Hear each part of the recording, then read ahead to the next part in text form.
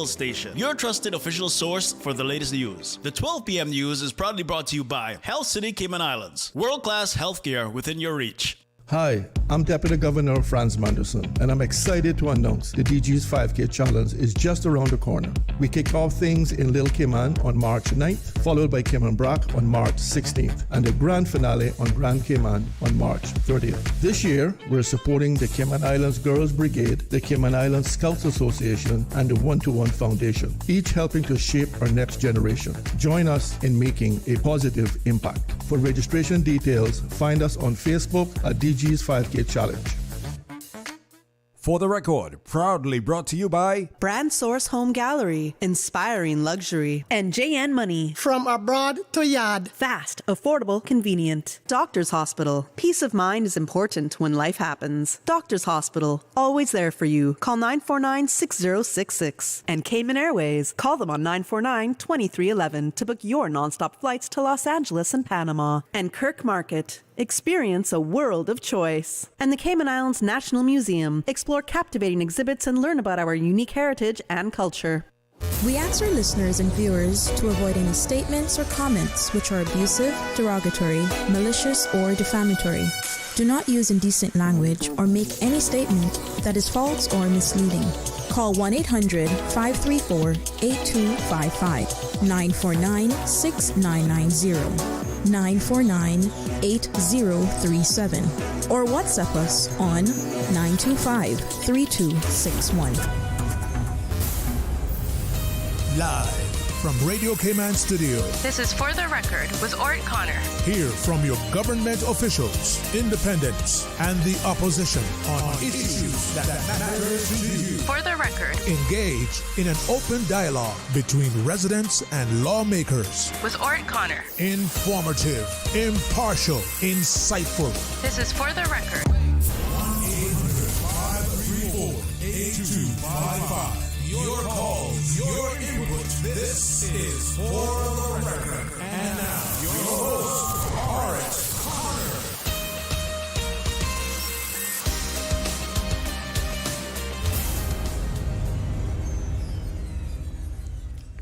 Good morning, good morning, good morning, O land of soft, fresh breezes and verdant trees so fair. Today is Wednesday, the 19th day of March 2025, right here in our beautiful Cayman Islands. We hope and we trust that everyone had a restful, peaceful, enjoyable evening. Those of you who are on our roads, we urge you to please be extremely cautious. Ensure you observe the rules of the road so that the life you save may just be your own. And just want to remind those road users coming from the east, earlier this morning there was a fender bender on the stretch just before you reach the Grand Harbor roundabout in the center lane. As a result of that, traffic was backed up, and I'm sure that you're probably still feeling the cumulative effect, of that as well, if those vehicles are still there. Now, based on what I could see when I was crossing, nothing more than a fender bender. Whether or not the parties involved had the ability to pull over to the side somewhere and resolve the issue, I didn't see where there was any reason whatsoever for the police to be there. And maybe the rules need to be clear about what you should do in situations like that when drivers can resolve the issue amongst themselves. Of course, we have heard incidents of when people say, okay, I'm going to pull over and, we'll talk about it, and then they drive off as well. But again, if you're encountering more traffic on your way down, it could be the result of that earlier fender bender as well. So for those of you who are celebrating a birthday today, we want to wish you a happy birthday, or if you've celebrated one over the past few days, a belated happy birthday to you. And to remind you that For the Record birthday shoutouts brought to you by Coca-Cola, who are proud to support your birthday shoutouts. Coca-Cola available across the Cayman Islands from Tortuga wholesalers. You should accept no substitutes. Taste the feeling with Coca-Cola. And by Yum. Daily school lunch menus are available to browse on the Yum website. Just visit yumcayman.ky for more information. So that is Yum, where daily school lunch menus are available. You can browse them on the Yum website. Just visit yumcayman.ky for more information. For those of you who have lost loved ones, again, we want to extend our sincere condolences to you. We hope and we trust that your faith will help to carry you through these extremely challenging times, and that the memories of your loved ones will be a blessing. Those of you who are ill and are either at home or at a medical facility here in the Cayman Islands or overseas, we do wish you a speedy recovery. And again, this morning, we want to take the opportunity to give a big shout out to our two colleagues, DJ Lynn and Mr. Joel Wilson, wishing both of them a speedy recovery as well. So, folks, if you're celebrating a birthday today, or if you've celebrated one a few days before, we want to wish you a happy birthday or a belated one, whichever is applicable, and reminding you that the birthday shout-outs brought to you by Coca-Cola, who are proud to support your birthday shout-outs. Coca-Cola is available across the Cayman Islands from Tortuga wholesalers. You should have no substitutes. Taste the feeling with Coca-Cola. And Yum, where daily school lunch menus are available to browse on the Yum website. Just visit yumcayman.ky for more information. So let's see if we have any birthday shout-outs that have been sent to us. Let's look and see. Here we go. Today, Miss Amber Tatum celebrating her birthday. Amber Tatum celebrating a birthday. We want to wish her a happy birthday today as well. One of our listeners has sent a message and said, so true what you're talking about with the traffic situation and the fender benders and what can be done, as far as those are concerned as well. So just to give you, our listening and viewing audience, an update, and I want to thank all of you for allowing Radio Cayman, and by extension For the Record, into your homes, into your vehicles as you traverse the busy roads of the Cayman Islands, into your places of work, wherever that may be. Many of you know that For the Record is a show produced by the staff and management of Radio Cayman, and it is geared towards keeping you abreast of issues as they arise and play out on the local, regional, and international scene. I have the pleasure of being your host. My name is Orrett Connor, and you're welcome to join me every Monday, Wednesday, and Friday from 7:30 a.m. until 10 a.m. During that period, our phone lines are open. This morning, we have some paid interviews by candidates, which those interviews will commence at 7:45. One will go until 9 o'clock, 7:45 to 9 o'clock, and then another interview will take place from 9:05 until 9:35 as well.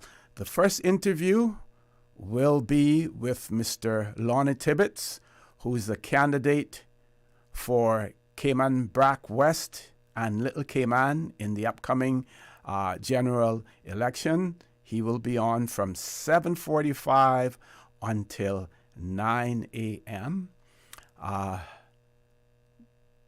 We will let you know whether or not he will be amenable to taking calls, or whether he wants to cover all of the issues and topics instead of taking calls as well. We will determine that, and we will then let you know.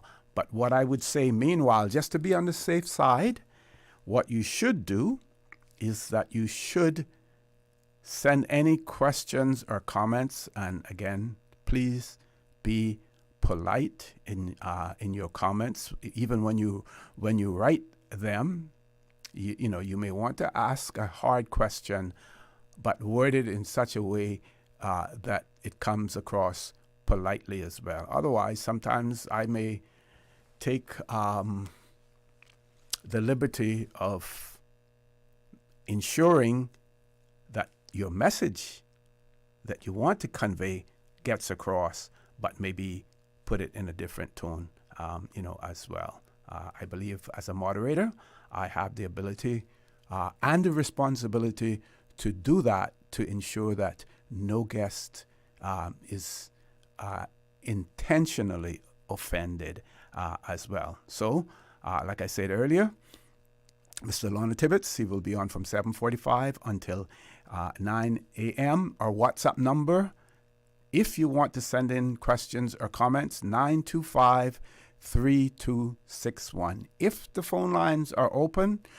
we have our toll-free number, which is 1-800-534-8255, also 949-8037 and 949-6990. So we're going to take an early commercial break now so that we can prepare for our first interview, which will commence at 7:45 with Mr. Lonnie Tibbetts, a candidate for Cayman, Brac, West, and Little Cayman in the upcoming general elections on the 30th of April. Please stay tuned.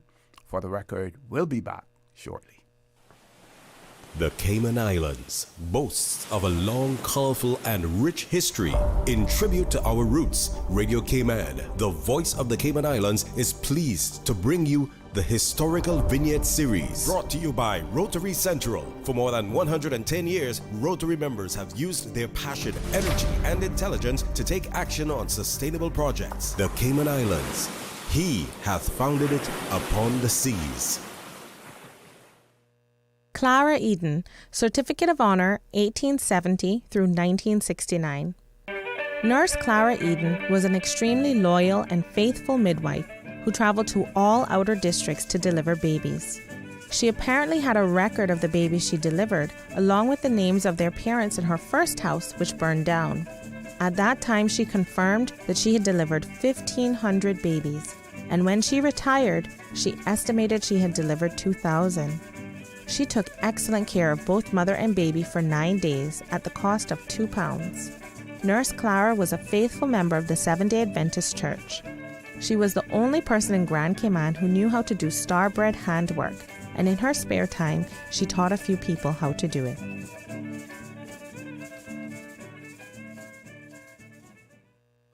Radio Cayman's Historical Vignettes was brought to you by Rotary Central. For more than 110 years, Rotary members have used their passion, energy, and intelligence to take action on sustainable projects. Since 1993, Rotary Central has worked diligently each year to provide quality bus shelters to our community. A traveling convenience to our school children, the elderly, young people going to work, guest workers, and visitors using the public bus. We, Rotary Central, help you, our advertisers, make it happen. Your marketing dollar travels a far way, positioning your message, your product, your services, your presence in over 83 bus shelters. Every dollar you spend, every advert you place helps to build another bus shelter, providing modest comfort for Cayman travelers. Reserve space now on the only billboard medium in the Cayman Islands. Email rotaryshelters@gmail.com. rotaryshelters@gmail.com. The Bus Shelters, a partner in community convenience. Another inspiration program by Rotary Central Cayman Islands. My mom's a superhero. She always knows what to do when I feel icky. Yesterday, we went to West Bay Pharmacy, and they had everything she needed. Medicine, my favorite Band-Aids with dinosaurs, and even flavored vitamins. Mom says they keep our family healthy. I think they're magic. Don't tell anyone. I think superhero shop at West Bay Pharmacy. West Bay Pharmacy, where the superheroes shop. West Bay Pharmacy and Centennial Towers. Convenient quality care is just around the corner. Did you know that you can send money transfers to financial institutions anywhere in Jamaica with JN Money? You mean I can send money straight to my account and cut out the middleman? Yes, that's exactly what I mean. You send your own money to your own account, giving you peace of mind that the money is in your account. JN Money Transfers to Financial Institution is another convenient service offered by JN Money. You can have this done from any JN Money location. Deposit your money straight to your account without the hassle of asking someone to do it for you. JN Money Transfers to Financial Institutions, making life easier. Easter vacation is just around the corner, and Cayman Airways has added multiple extra flights to some of your favorite destinations, some of mine too. Look here, they got seats available now for booking on extra Easter flights between Grand Cayman and Kingston, La Ceiba, Miami, Cayman Brac, Little Cayman, and you can even catch a non-stop flight to Montego Bay for Easter. Check it out. You can visit CaymanAirways.com, contact a local travel agent, or call Cayman Airways Reservations on 949-2311.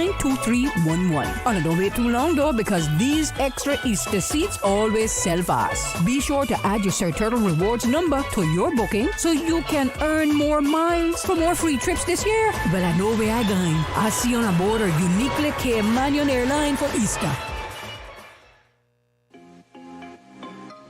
Cayman Brand Source Home Gallery is having an appliance inventory reduction sale with up to 50% off selected appliances and 25% off all kitchen packages until March 31st. Enjoy discounts on luxury brands like Foster, Milano, and more. Refrigerators, wine coolers, and barbecue grills are all discounted. All appliances are included in the sale. Don't miss out. Shop now at Brand Source Home Gallery, Dorsey Drive, Industrial Park, and save big before prices rise in April. Call 623-5000 for more details or visit us today and take advantage of these incredible deals. Act fast before the best items are gone. Brand Source Home Gallery, Dorsey Drive, Industrial Park. Call 623-5000. What's that? No sugar, same amazing taste? Coca-Cola Zero Sugar is here to stay.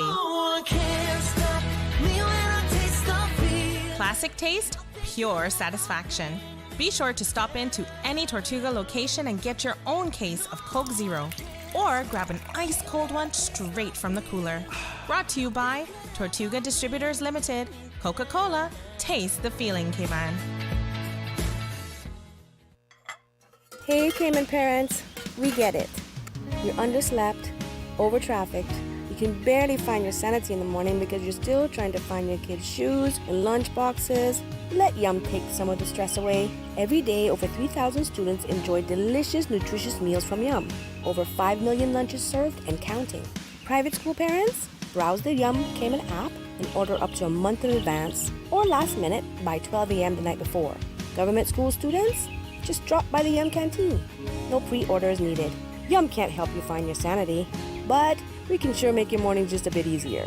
Check out daily menus at myschoolpos.com or visit yumcayman.ky to learn more. The nation listens. The candidates speak.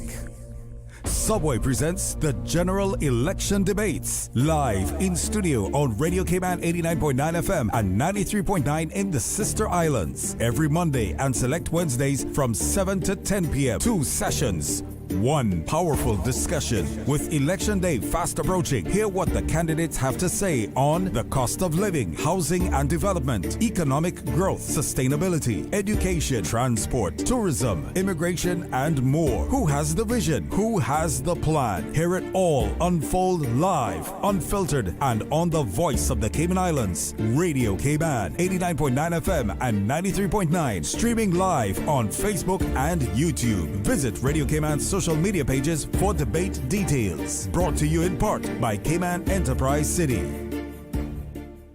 Also brought to you by Reflections, UCCI, and Yum. The following is a paid political broadcast. The views, information, or opinions expressed in this forum are solely those of the participants of this event and do not represent the views of the management and staff of Radio Cayman.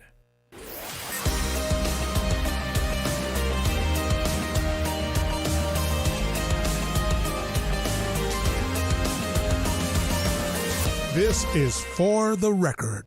Good morning and welcome back For the record, as promised, it is our pleasure to have in the studio with us this morning Mr. Lonnie Tibbetts, who's the candidate for Cayman Brac West and Little Cayman in the upcoming general elections. Mr. Tibbetts, good morning. Welcome to For the Record. Good morning, O.C. Thank you for having me. Okay, I want to give you an opportunity to introduce yourself to our listening and viewing audience, and you may, if you wish, incorporate into that introduction the reason or reasons why you decided to put yourself up as a candidate in the upcoming elections. Thank you, O.C. My name is Lonnie Tibbetts. I'm a native Cayman Bracker, born to Stacy and Gwelda Tibbetts, also known as Miss Campbell. I lived in the Brac since I was 7, 8 years old. Moved to Grand Cayman like many other Brackers. Migrated for obviously opportunities from my parents, and I've met, I have friends and family and stuff here, and lived here since I was 8 years old. Educated in the high school here, also the UCCI. My first degree was culinary arts and hospitality management. Okay. I also went on to study accounting at UCCI as well, also at the University of South Florida. Okay. I have a master's in human resource management and a master's in business administration. And I'm also, as many of you know, my dad being a marine engineer, I've also learned technical and vocational skills. I say if it floats, I can fix it. And in addition to that, I've owned my own construction company. We've done quite a bit of homes and projects here. Post-Ivan, I ended up having to form a company to build back some properties and assist other people getting their houses back in order. And my career is quite unique, but I've also been, I think, one of the things that I've recognized in having looked at my resume, so to speak, one of the few candidates in this current pool of eligible parliamentarians, and that I have owned my own businesses, I have worked for the private sector, I have worked as a civil servant in central government. I have worked as a regulator in the Monetary Authority, and I have also managed probably one of the largest companies of the Cayman Islands government in the form of Cineco as the CEO. I think there hasn't been too much that I haven't seen. I have a reputation of being pretty much straightforward, but all equally fair and accomplishing some significant feats. Some of the challenges and some of the offices and some of the tasks that I've taken on were quite significant. I have a good friend of mine who's also a candidate by the name of Mr. Osborne Bodden, and when I told him that I'd taken up the post at Cineco, he looked at me and said, "Boy, you like punishment?" So I always remember his words, but he meant it sincerely. He said, yes. You got a challenge there. And my record speaks for itself. My 7.5 years at Cineco, we did not increase our premium rate for the Cayman Islands government. We worked very good with the minister at the time. It was Minister Scotland, and subsequently Minister Archer. And the health care is a significant cost. It's in a traditional, first world country, it's 20 to 25% of their GDP, and we are no different. There are multiple ways that you can kind of mitigate costs and minimize it to a certain extent, but you certainly cannot eliminate it. And as new technologies and new methods, come online, those usually come with an increased cost, kind of just like a new medicine. And hopefully they're better and they do actually improve the lives of people, but it's usually very expensive. Now, you mentioned healthcare costs and as being one of the huge challenges, yes. Moving forward. And do you have any ideas in terms of what you would like to see, some of the changes that you would like to see based on your experience at Cineco, because while you were there heading up Cineco, you weren't the policy maker. No, sir. But as a legislator now, you will be in a position to determine policy. Well, I thank you for your vote of support there, OC. I just want to say, some of the largest challenges facing our country, and this is globally, folks, it's not unique to the Cayman Islands, is healthcare costs and education costs. Those two, and neither of them, I beg you, don't try to deal with them with one single silver bullet. There's multiple legs that these two giants stand on, and each of them has to be examined and managed. What I did when I got to Cineco was the first thing I recognized that we were spending, I think Cineco managed at that time $155 million a year of the Cayman Islands budget. That was a combination of local-based care and overseas care. What I recognized right away was kind of what I consider the methodology of the cost factor. So the way that I approached it was I certainly wanted to get what I would consider the best discount and also the lowest fee for discount. And it was no easy task. I went through, I had a very excellent board, and I won't say it because they hired me, but they were very intuitive to our needs. We worked very well together. We evolved Cineco into a very strong and formidable organization today. When I got to Cineco, it was 8 of us. When I left, it was 38. Wow. And in doing that, also, not only did I grow the organization, but I put Cineco in a situation where it was poised that it could retail its own services and its medical management team, which we never had before, and that created employment for Caymanians. I domesticated our claims management team. Wonderful lady that heads that up and put in a beautiful process. We got an excellent system in there. There's little things that I see now that I would have done differently had I, if I was still there. But for the most part, when I first took on Cineco, we were on the radio every day. And I never really told too many people this, but that was my real gauge. I knew the minute people weren't calling in and complaining that no one was calling them back, no one was returning their email, they couldn't get anything done, you couldn't get an answer, which is the biggest struggle in government agencies. That was the gauge to me that told me my presence was effective, my changes were working. How I went about it, OC, is I published an RFP with to provide both. Okay. And for our uninitiated audience, RFP is what? Yes, sorry.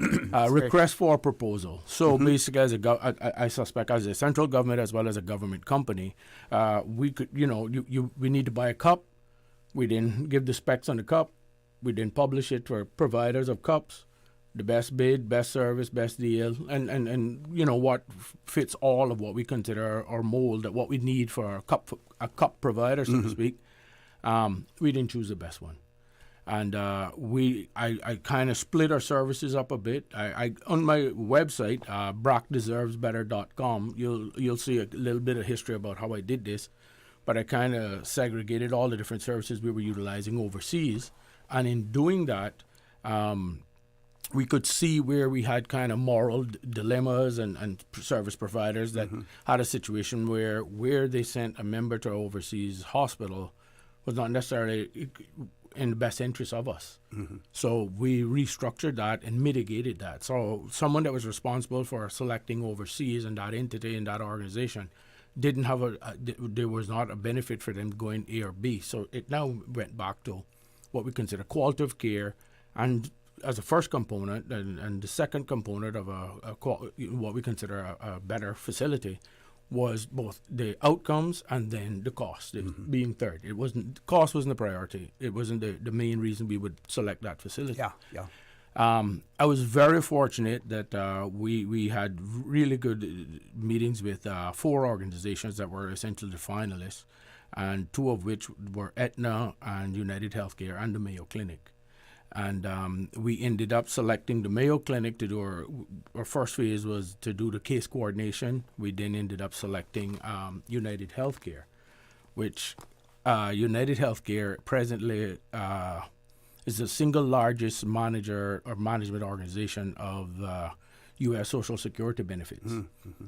They adjudicate, or say, $1 billion a day in healthcare claims. So we knew if we could remora onto the back of them, that was the 800-pound shark in the reef. Yeah.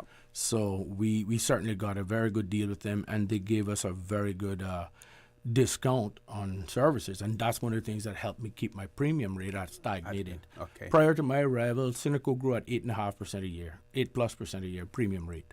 And I remember Minister Scotland saying to me, Lonnie, see if you can stop that bleeding for me and curb that type. And it was good timing when I got there that I restructured everything, and it worked. And since then, I understood that Cineco has had to have capital injection, and I think the sum of 5, 6, 7 million.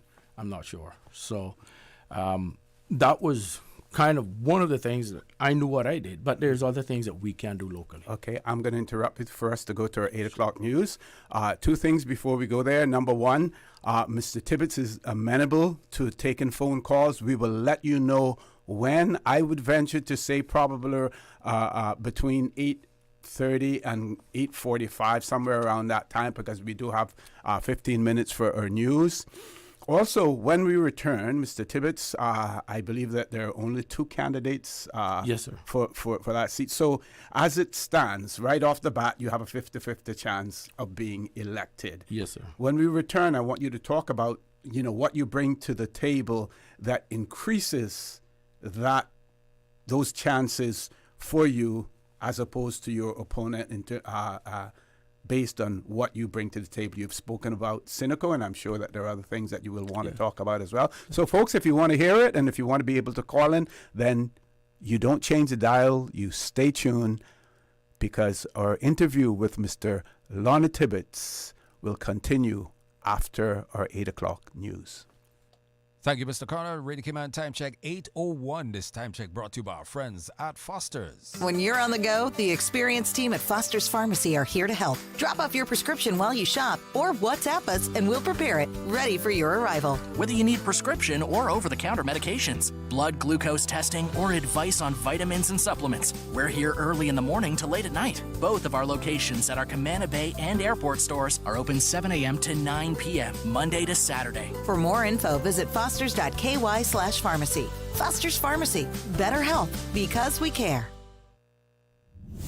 The voice of the Cayman Islands. 89.9 FM in Grand Cayman and 93.9 FM in Cayman Brac and Little Cayman. Silver wings shining in the sunlight. Radio Cayman. The 8 a.m. news is brought to you by ValueMed Pharmacy. Save time and order your prescription refills online at value-medpharmacy.com. VALU-medpharmacy.com. For today's biggest news. Radio Cayman, the voice of the Cayman Islands.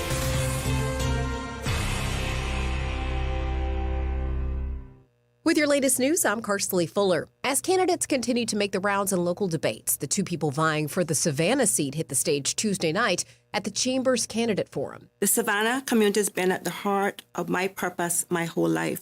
I was born and raised in Newlands and Savannah to parents who lived and believed in serving others and who taught us the importance of being humble, kind, and honest. My life has been committed to bringing these values to serving my community, and I have served Bodden Town and Savannah in the Legislative Assembly and the House of Parliament with passion and without complaint for 3 terms. Incumbent Heather Bodden with the Cayman Community Party is facing challenger Donna Bush, who's running as a member of the Progressives group. I am fully dedicated to serving the people of Savannah. I've spent the last 33 years of my professional career being the voice for the people of the Cayman Islands. I think it's a very, very important and credible position to have, because I've been able to see all sides of the issues that are created or that are here happening in our country. I know the challenges that the people of Savannah are facing because I too live them. I know about their struggles because I too struggle at times. The pair are the only 2 candidates in the Savannah MP race. A 14-year-old snags the top honor at the 17th annual Butterfield Young Musician of the Year competition. As CIGTV's Levada Thompson reports, the 2025 winner is Tyler Dykstra from Cayman Prep and High School. The event, which took place on Friday at the Georgetown Public Library, featured 8 talented secondary students from both government and private schools. Tyler shared his excitement with CIGTV. I mean, it's overwhelming. I've practiced a lot for this. I feel great right now. I was unsure if I would win. It's a really tough competition, and we can tell by the adjudicators taking a while to make their choice. I guess just everyone put a lot of preparation, and I'm just proud of myself knowing that I've achieved this today. The young musicians were evaluated on their maturity, confidence, storytelling, and performance skills. Kimberly Kirkconnell, Senior Customer Service Manager at the Department of Education. The Department of Education Services and the National Children's Festival of the Arts partners with Butterfield to put on this prestigious event. It can be up to top 10, but tonight we had top 8 of our instrumental solo finalists from the National Children's Festival of the Arts, and they qualified in order to perform tonight. And so these are considered some of our strongest instrumentalists in the country. It takes many, many hours for these students. They go through Trinity exams. They do have to perform at least a grade 6 level. It was a mixture of grade 6, 7, and 8. So very technical pieces, very difficult pieces. Organizing the event, a lot of work goes in not only to the festival, but to make this a reality. It takes a team and strong partnership, and we are very grateful for the relationships we have built to make this a success.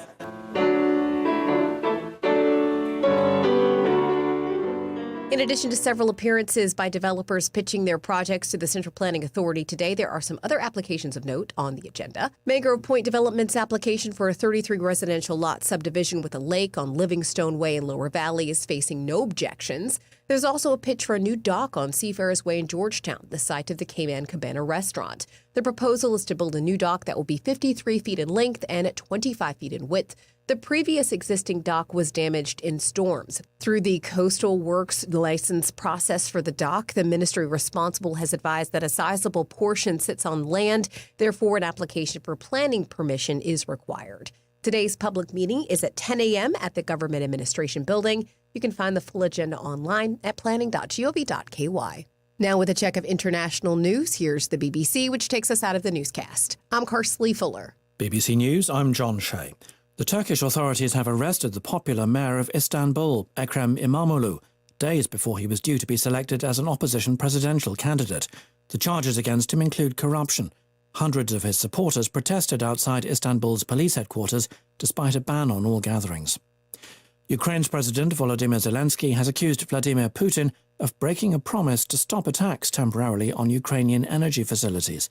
The assurance was given after talks between the Russian leader and Donald Trump.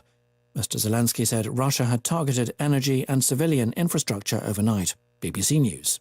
The 8 a.m. news is brought to you by ValueMed Pharmacy. Save time and order your prescription refills online at value-medpharmacy.com. VALU-medpharmacy.com. Now, more than ever, supporting your immune system is crucial to helping your body fight off illnesses like the common cold, the flu, and COVID-19. At ValueMed Pharmacy on Walkers Road and in Buttontown, we carry all the essential vitamins and minerals to help support your immune system and improve your overall health. Some of our top immunity support picks are vitamin C, vitamin D, zinc, elderberry, and quercetin, or the popular 7-in-1 immunity support.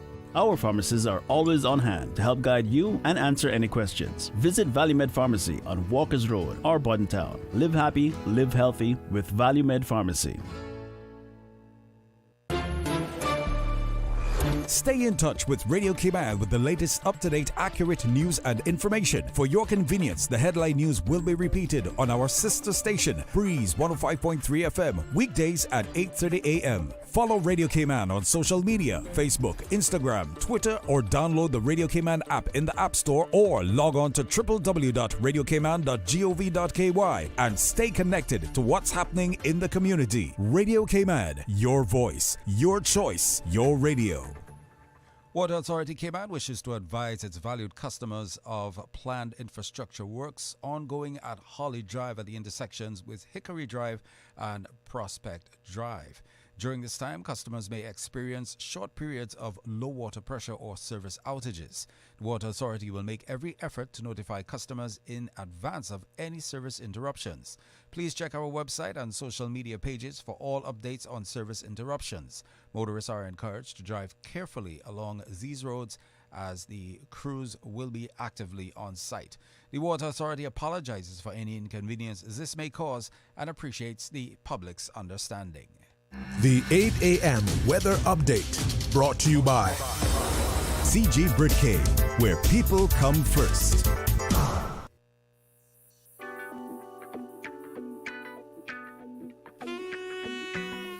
Good morning once again, Cayman. Let's take a look at your weather. Compliments of our friends at CG Brit-K. Still some cool temps on the outside, 77. It's getting warmer with the sunshine on your backs. And of course, winds are out of the east-northeast at 16 miles per hour. Relative humidity 70%. Barometric pressure is at 29.97 inches and dropping. Synopsis for today. Light to moderate east to northeast winds and seas are expected across the northwest Caribbean as a high-pressure system weakens over the southeast United States. Our forecast calls for mostly sunny skies with less than 20% chance of showers. Temperatures will rise to the low 80s. Winds will be east to northeast at 10 to 15 knots. Seas will be moderate with wave heights of 3 to 5 feet. Some swells are likely along the western and northern coasts. Later tonight, mainly fair skies with less than 20% chance of showers. Temperatures will fall to the low 70s.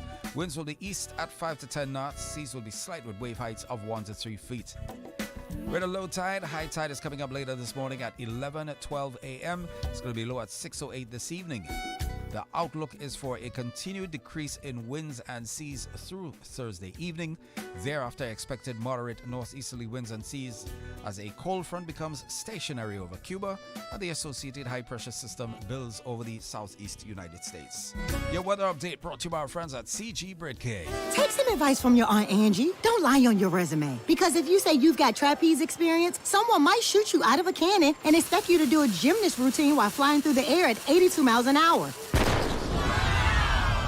And just because you want to land on your feet doesn't mean you will. But if you're smart, you'll have CG medical insurance, so you get the best coverage for the price. Get the best coverage for the price. CG Brit-K. Good like that. All benefits are subject to policy provisions, including eligibility at the time of service. The 8 a.m. weather update brought to you by CG Brit-K, where people come first. The new KFC nuggets have arrived. That unlike the no-gets. Ours are handmade using 100% white meat, unlike the no-gets. At KFC, we hand-bread every day to achieve the perfect flavor. After you try our delicious and crispy nuggets in the original recipe, you'll never settle for less. KFC, the real nuggets. It's finger-licking good.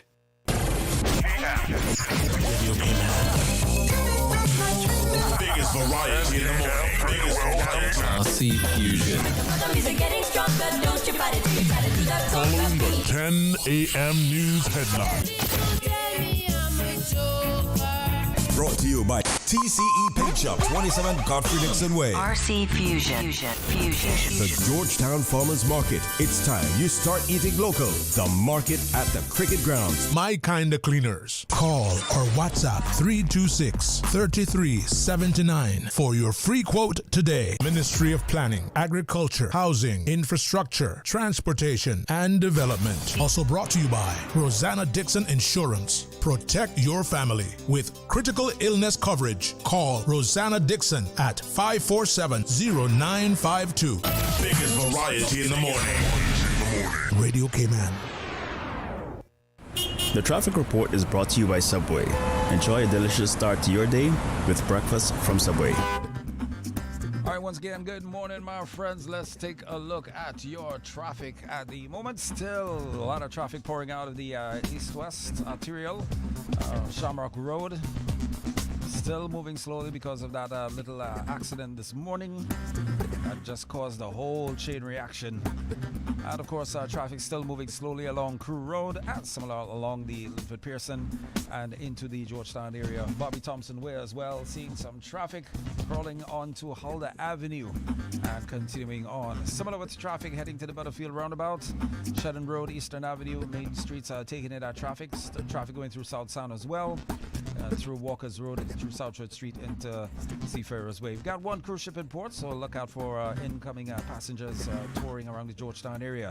Looking at West Bay Road, looking out from the Ritz-Carlton, we do see some slow-moving traffic as well heading into the Georgetown area, and traffic flow towards West Bay as well. Some slow-moving traffic in the vicinity of the refuel at that Island Heritage roundabouts.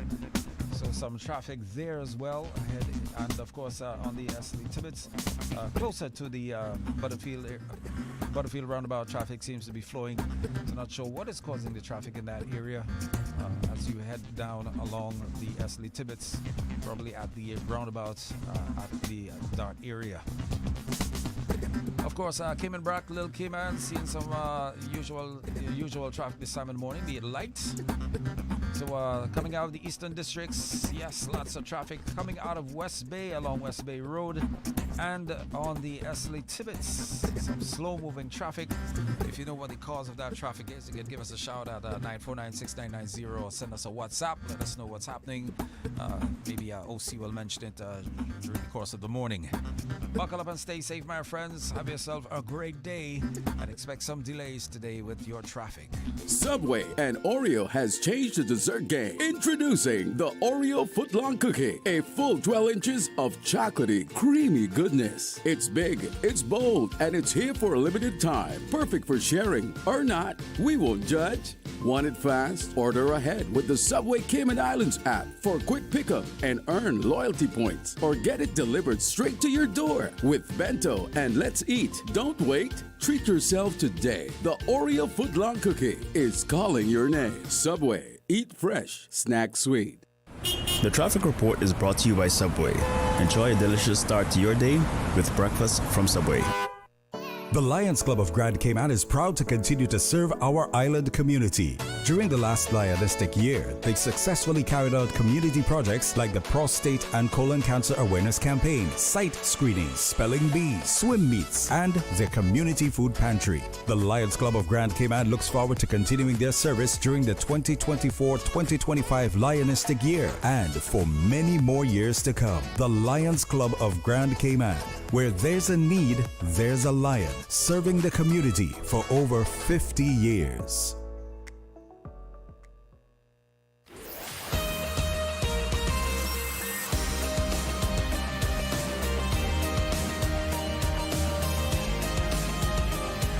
For the Record with Orrett Connor. Good morning and welcome back to For the Record. My pleasure to have in the studio with me this morning.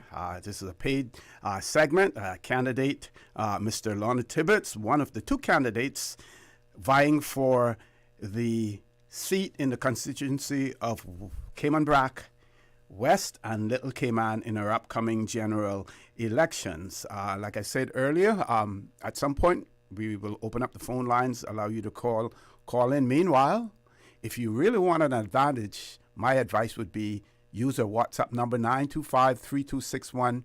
Send in your message, and it probably has a better chance of getting attention, because we know that the phone lines are going to probably be backed up when we do open them up. So we have Mr. Tibbetts in the studio. You heard him introduce himself earlier, talk about what he brings to the table, some of his accomplishments, even though he has told me off air he's not one to blow his own horn and stuff like that. He just likes to get things done. But we are going to talk about economic opportunities for the sister islands, also the possibility and how do we try to steer the sister islands towards being a retirement community, the purchase of land, the opportunities there, whether or not Caymanians should embrace those opportunities as well. And of course, the big one, cost of living as well. So Mr. Tibbetts, the mic is yours, sir. You paid for it. Well, first of all, good morning to my constituents in both Cayman Brac and Little Cayman. Also, one of let me say this: the lowest hanging fruit in this election campaign is cost of living, healthcare, education, and immigration. Those four. Now, let's talk about them. They're all symbiotically related, but some of them have a kind of isolation components. Cayman Brac and Little Cayman is unique because there's a second and a third logistic component to putting anything on that island, from food goods to construction materials to equipment to everything. One of the things that I examined and recognized that this is an issue. It sounds obvious, but no one has recognized this, or no one has brought it forth. If I'm shipping, which is 89-90% of our imports now come from the U.S. If I'm shipping a container of equipment, container of materials, container of food to Cayman Brac, I book a slot, I get a quote, and let's say, for example, it's $10,000 from Miami to Cayman Brac. That container does not land in Cayman Brac. It lands in Grand Cayman first. That leg from Grand Cayman to Cayman Brac should not be susceptible to duty. So let's say that's $3,000. Let's say from Miami to Grand is $7,000. You put that container in Grand, it's embonded. We then recognize a separate invoice for the shipment to the Brac. We can work our way through the regulations of customs law where we do not need to declare and pay in Grand Cayman. It's bonded as an international shipment search, susceptible to everything in the Brac. But that single leg between Grand Cayman and Cayman Brac takes, in this example, 30% off of your shipping costs, which we know our tax and duties are levied on both the cost of the materials and the cost of shipping. That component right there can save between 12, 20, 30% duty, that $3,000 leg. That has not been done, and that needs to be done. That's the first single act in 5 minutes that reduces cost of living for things on the Brac, because it'll reduce our duty on total value of the goods coming in, because we should not pay duty on a domestic leg.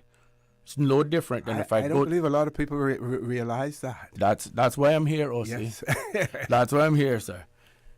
If I go to Thompson Shipping in town and put a container on the boat and ship it to the Brac, I just pay for the shipping. We need to treat U.S.-based port shipping to Grand Cayman and subsequently to Cayman Brac. That leg needs to be treated duty-free, see me. Because you're almost treating the sister islands as a different jurisdiction. see, don't get me started, please. That's what we have you here for, to get you started. Let me say this, and I think my constituents know I don't mean this with no ill regard, but we are the step-sister islands. For too long, central government has neglected our communities. For too long. I said it yesterday and I'll repeat. Had the Honorable Miss Juliana Connor Conley not achieved the premiership, the first woman, I must add, we would not have gotten anything in the last 4 years. Not to say that Honorable Moses Cornell was not trying. That is an honorable man. I mean, I consider myself a proud Bracker to have those two people represent us in the House, and has always been, and they've tried.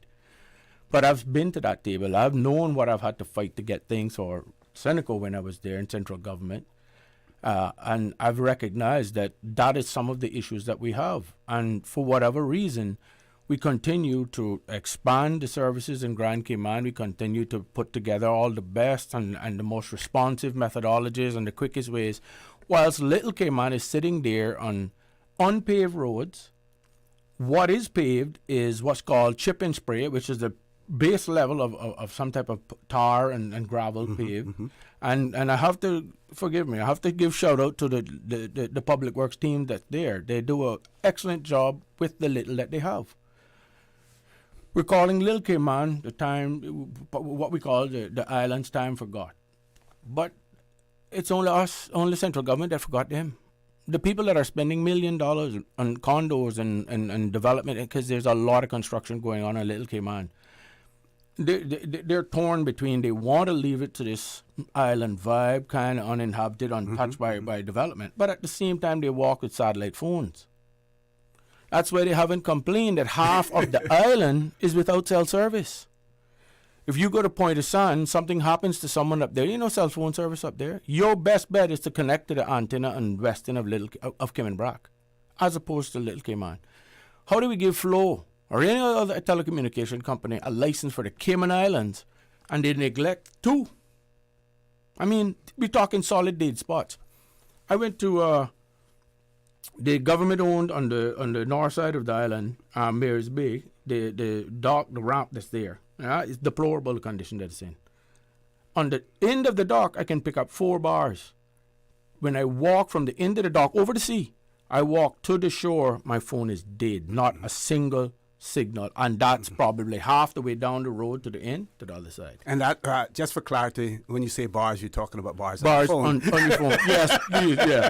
Sorry. And that's signal bars, yes. Yes. Now, that's one item, right?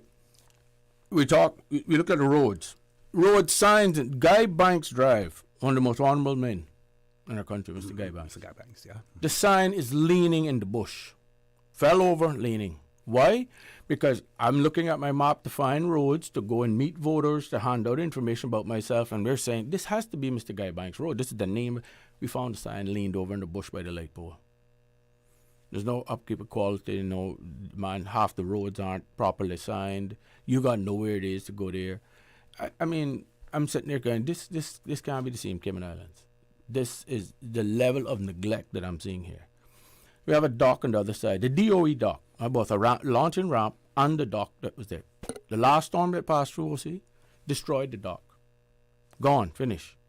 Not one effort has been made to buy a single piece of ply, single 2x4 to start building it back. Pipes, cement, everything gone. We don't have any launching ramp now on that side. The ramp that's next to it is twisted, bent. I'll give you all the photos, OC. No effort. 2.5 years. 3 years now, I think. It's been in that condition. Nobody's done anything about it. And there's this rumor now that, it's an environmental, and the dock has been there before the environmental people have been here. We got too many people on that island that aren't native, that are hypocrites, that demand that we must leave it as it is. But they come and fly into Little Cayman with a satellite phone, coming from paved, 90% of their neighborhood is paved with planned community, planned water, planned lights, planned cable, planned TV, security gates, security guard, yet they want to live like a nomad or kind of like a Robinson Crusoe type deal. Double life. But we, the natives now, must adhere to that process, what they like, so it keeps them happy, and we didn't destroy our vehicles. Pay $7.11 on Little Cayman for a gallon of unleaded fuel. Half our roads aren't paved, no signal. Like I described yesterday, if you know anything about driving on a good road and a bad road, in an emergency response situation, you're talking triple the time to go over bumps, holes. You can't even speed on gravel road or sandy road because you'll slide off the road. If the fire department or the ambulance on that island, Little Cayman, was to respond to the other end of the island, you can add probably 20 minutes to that just for the road condition alone. Lights throughout Little Cayman, it's almost as rare as you see a macaw down there. That's how rare lights are on the light poles. And those have to be paid by the government to light the roads. That's neglected. Docks. No Port Authority building. Or say you send a container of items to Little Cayman. There's a roll-on, roll-off process. Someone comes, drives the truck, clicks it on, pulls it off, parks it right by the road. There are people on Little Cayman that refuse to pay Port Authority for their landing fee because as they say it and they can prove it, what have you done for me? You're taking my container off, parking it in the road, breaking the seal, opening it and leaving it wide open, that anyone can go in. Wow. I got a photos, OC. Anyone you want to get your stuff out, OC, need to go there with a ladder on the back of a truck, climb into the ladder, climb over the pallets that aren't yours, and go in the back and find your stuff and bring it out. You know what risk that is to the Port Authority of this country? Yes. And no one has addressed it. No one. Liability risk. Yeah. A simple forklift should be there. A building, a paved slab, a simple coverage. Take everything out, stack it. People come and claim, and it should be secured. It should be gated. It should have a camera system there, and a register time for a person that can man that situation. You're a cyclist. I don't need to tell you this. If you and I got a race tomorrow morning, I'll supply the bike with 2 flat tires. Good luck. But that's that's what this country has done. That's what central government has done. I know they probably banned me from this show after this, but that's how I feel. That's you'll be okay. You'll be okay. You're talking the truth. Yes, sir. You need to go into Brac and see the condition of the equipment that Public Works is working with, and forget it. If something breaks on that truck, the bureaucratic process to get a part or that vehicle or that forklift or something that is maintaining our assets, providing services for our citizen, it is parked for months before something comes. So how do you seek to improve all of that? How are you going to address it? First, accountability. That's the biggest struggle in government. There's a word in all management and all process and protocols called ownership. There's too many people that run government departments in our country that lack ownership. You know who they are, but you can't get them. So when something breaks, well, boy, no. When you take ownership, man like yourself that hated immigration, man like Mr. Franz Manderson that hated it, you can tell your attitude and the way you went about it. You took ownership for every aspect and every interaction within that. Too many departments in this country that run by government that have a responsibility to provide services to the people, the heads of them lack ownership. And I pray that France starts a methodology of educating them what that means and deploying that strategy. Because once they do, everything changes. Okay, we're going to take a commercial break. Folks, that voice you're hearing there is the voice of Mr. Lonnie Tibbetts, who is a candidate in the upcoming general elections in Cayman Brac. He is seeking to represent Cayman Brac West and Little Cayman in our Parliament. Don't change that dial. Mr. Tibbetts will be with us until 9 o'clock. So we're going to take a commercial break. We will be back shortly. She hear clunk and her car stop. I was just about to send her some money, so I send it straight to her JN money transfer card. It cost me less, and perhaps she use the card, pay the garage right away. She'll get discount through the JN Rewards program in Jamaica. This card make things easy. You can even get funds at any multi-link ATM. JN Money Transfer Card. Fast, affordable, convenient. Tell your loved ones in Jamaica about it. Sign up is free.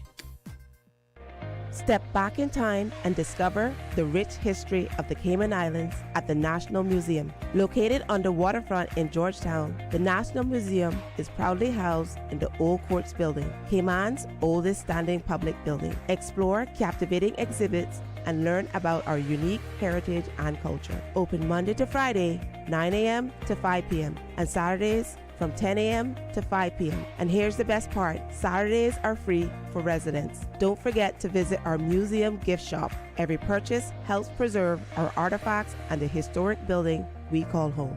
Visit www.museum.ky for more information. Looking for fresh, healthy food that's full of flavor?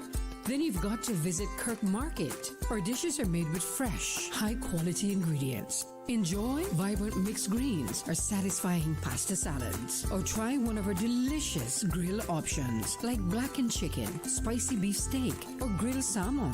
Looking for something light and flavorful? We've got sushi rolls and poke bowls prepared daily.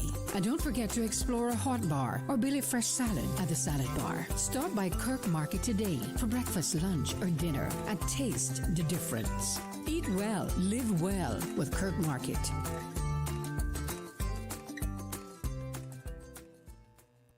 Did you know that Doctors Hospital provides urgent care services 24 hours a day, 7 days a week? And Doctors Hospital's urgent care physicians have access to the most advanced MRI and CT imaging in the Caribbean, providing reliable diagnostics when you need it most. When you need quality urgent care for an illness or injury, Doctors Hospital is here for you 24/7. Whether it's a migraine, chest or abdominal pain, shortness of breath, broken bones, or another urgent need, Doctors Hospital at the top of Walker's Road. Urgent care right now.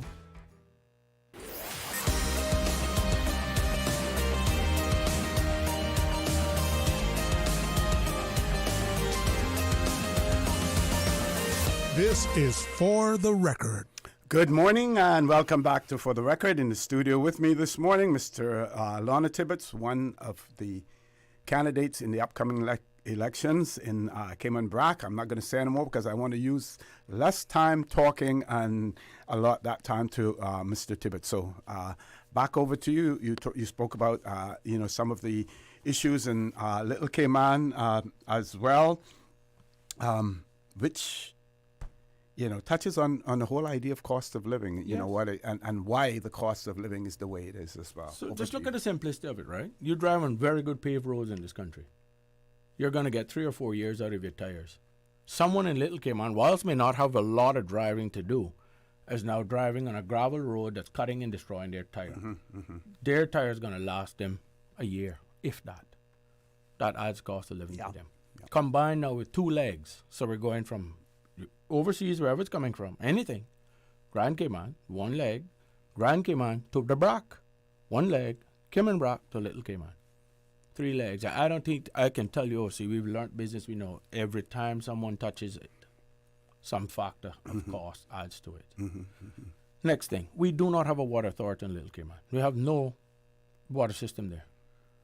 Some of the stories I heard, deplorable. The same water truck that pumps water out of the well to carry to the cement plant, well water, salt, untreated well water, is the same truck people use when they run out of water from a cistern source-based tank, rain source tank and cistern, that they buy water now from 2 private sources that have their reverse osmosis systems, and put it in the same truck and pump it at their house. So they know, I don't even tell you what risk you're at now. I'm simply saying, where's the government in this, man? Where's the standard of living that we said we're going to provide for Grand Cayman and provide for all 3 islands? I'm sorry. I ain't hoisting a revolutionary flag, but I ain't far from it. You understand? I mean, we are part of the Cayman Islands. How can you neglect 2 of your most beautiful islands? And better than that, some of your best people. If the Brackers in this country tomorrow morning say, up, we're going back home, tell me what you think this place would look like, OC. You know them. You know us. You know who we are. You know how dedicated we are, know how hard we work. We are a proud people. And to say that we send our children here, grandchildren here, to build this economy and grow this country and grow Grand Cayman and support everything that's happening here, all we ask in return is equality. Now, we know in our Constitution that there's a carve-out for Cayman Brac, and Little Cayman, that says that you should always return 2 members of our parliament from the Brac. Every other constituency is single-member constituency, but for Cayman Brac and Little Cayman, 2 members must be returned. Do you also believe that in order for some of the things that you speak about, in order for them to be accomplished, that you also need to have someone from the Brac as a cabinet member? I certainly would. I certainly do believe that, sincerely. Under the current administration of our government, it's about who has controlling votes in the House to make the cabinet.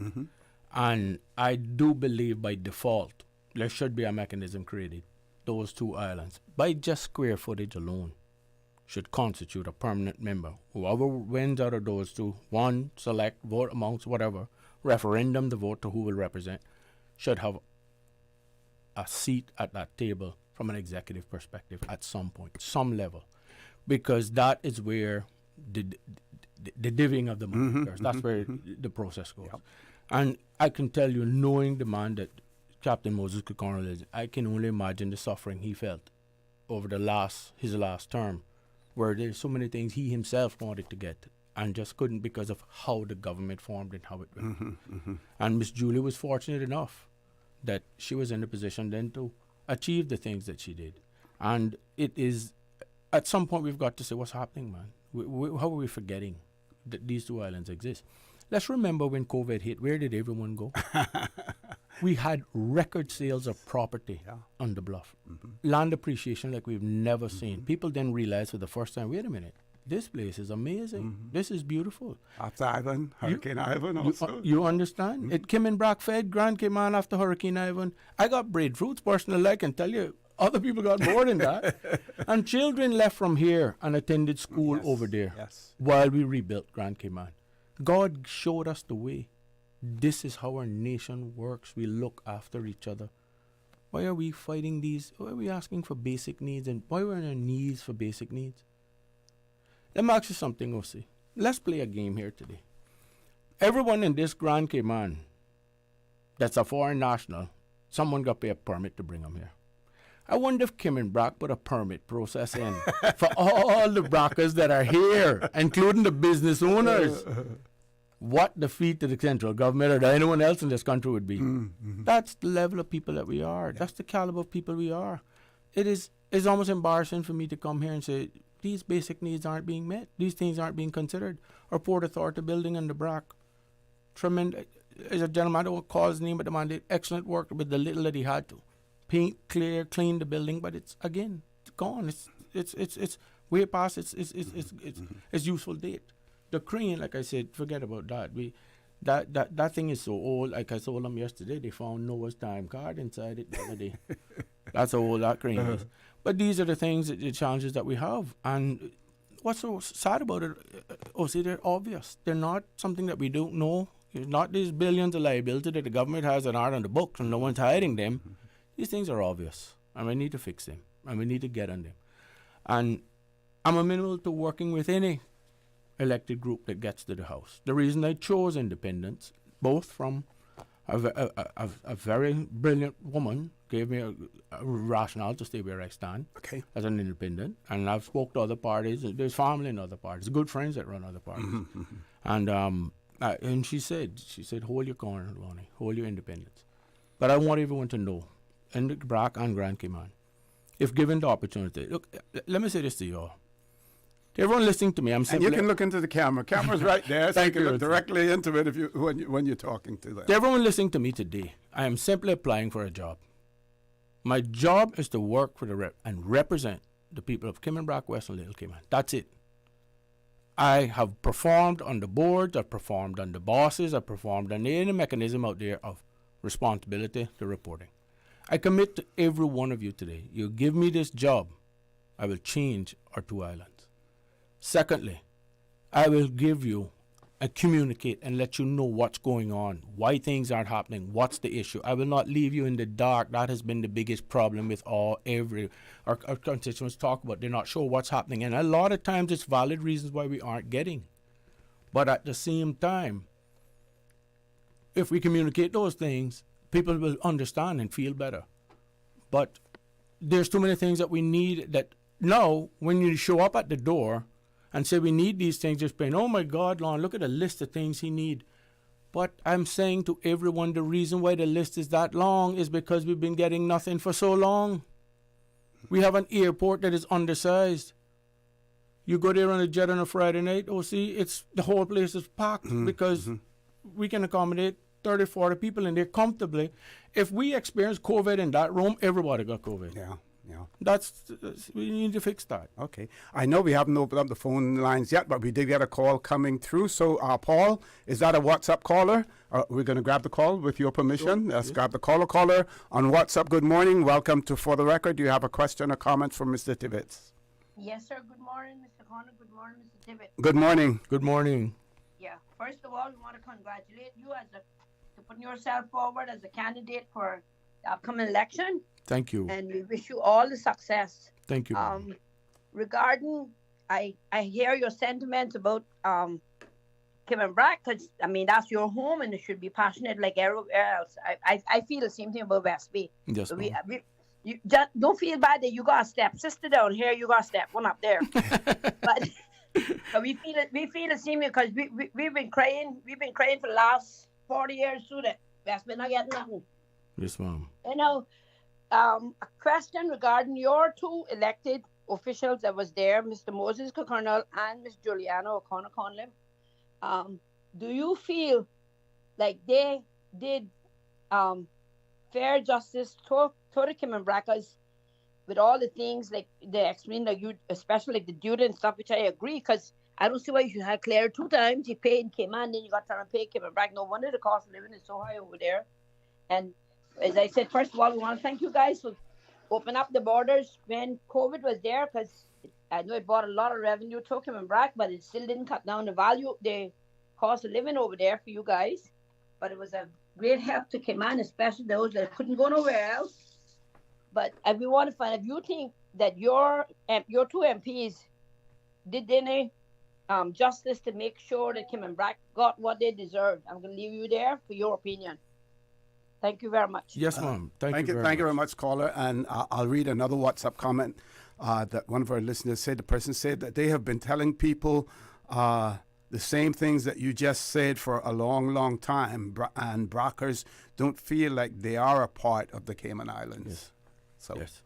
Let's take our last commercial break. This gives you an opportunity to answer those questions. And can I say now to callers, if they want to call in, we'll probably have about 10 or 12 minutes when we return from the commercial break. The phone lines will be open as well. Of course, not a whole lot of time, but we can get a few calls in. Folks, we will be back in a short period of time. Accidents and illnesses can strike without warning. Ouch! When it comes to urgent care, every second counts. At Doctors Hospital, we have a dedicated team of experienced doctors and nursing staff available to you 24 hours a day, 7 days a week. Don't waste time in an overcrowded emergency room when you need urgent care. Whether it's a broken bone, a severe infection, or a sudden illness, trust in Doctors Hospital's unwavering dedication to providing the best immediate care. For complete urgent care when you need it the most, choose Doctors Hospital, located in Georgetown, 16 Middle Road. There you go, sir. Thanks for choosing JN Money Transfer. Boy, thanks to JN Money Transfer, I can stay right here in Cayman and pay mama bills back home in Jamaica. Her water, light, phone, and other bills never late. Every month I pay everything in one place. Make payments to over 30 companies in Jamaica through JN Money Transfer. Fast, affordable, convenient. Call 1-800-744-1163 for details.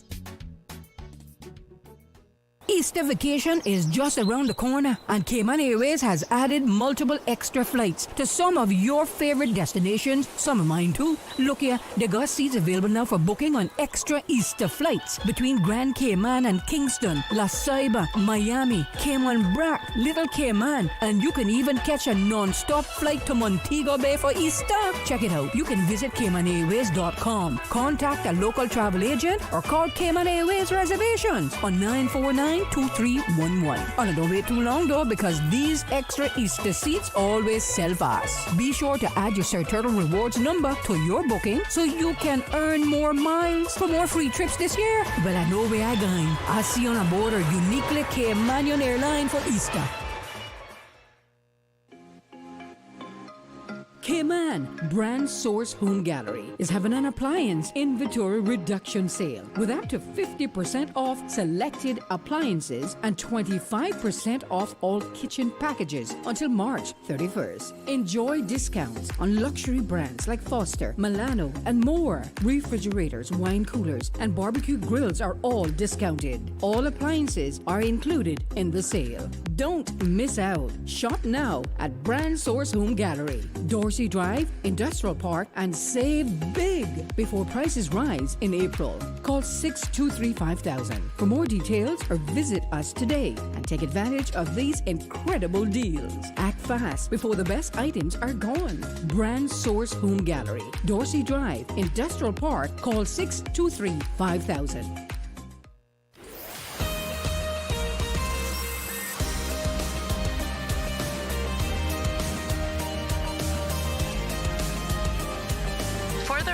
With Orrett Connor. Good morning and welcome back to For the Record. We're in the last leg of the show this morning with Mr. Lonnie Tibbetts. He is one of the two candidates vying for the seat in the constituency of Cayman Brac West and Little Cayman in our parliament for the upcoming April 30th general elections. We do have a voice note that someone has left as well, so we're going to have Paul play that now. Mr. Tibbetts, go ahead, Paul. Yeah, good morning, Mr. O.C. I have a quick question for your guest this morning, Mr. Lonnie Tibbetts, candidate for Cayman Brac West and Little Cayman.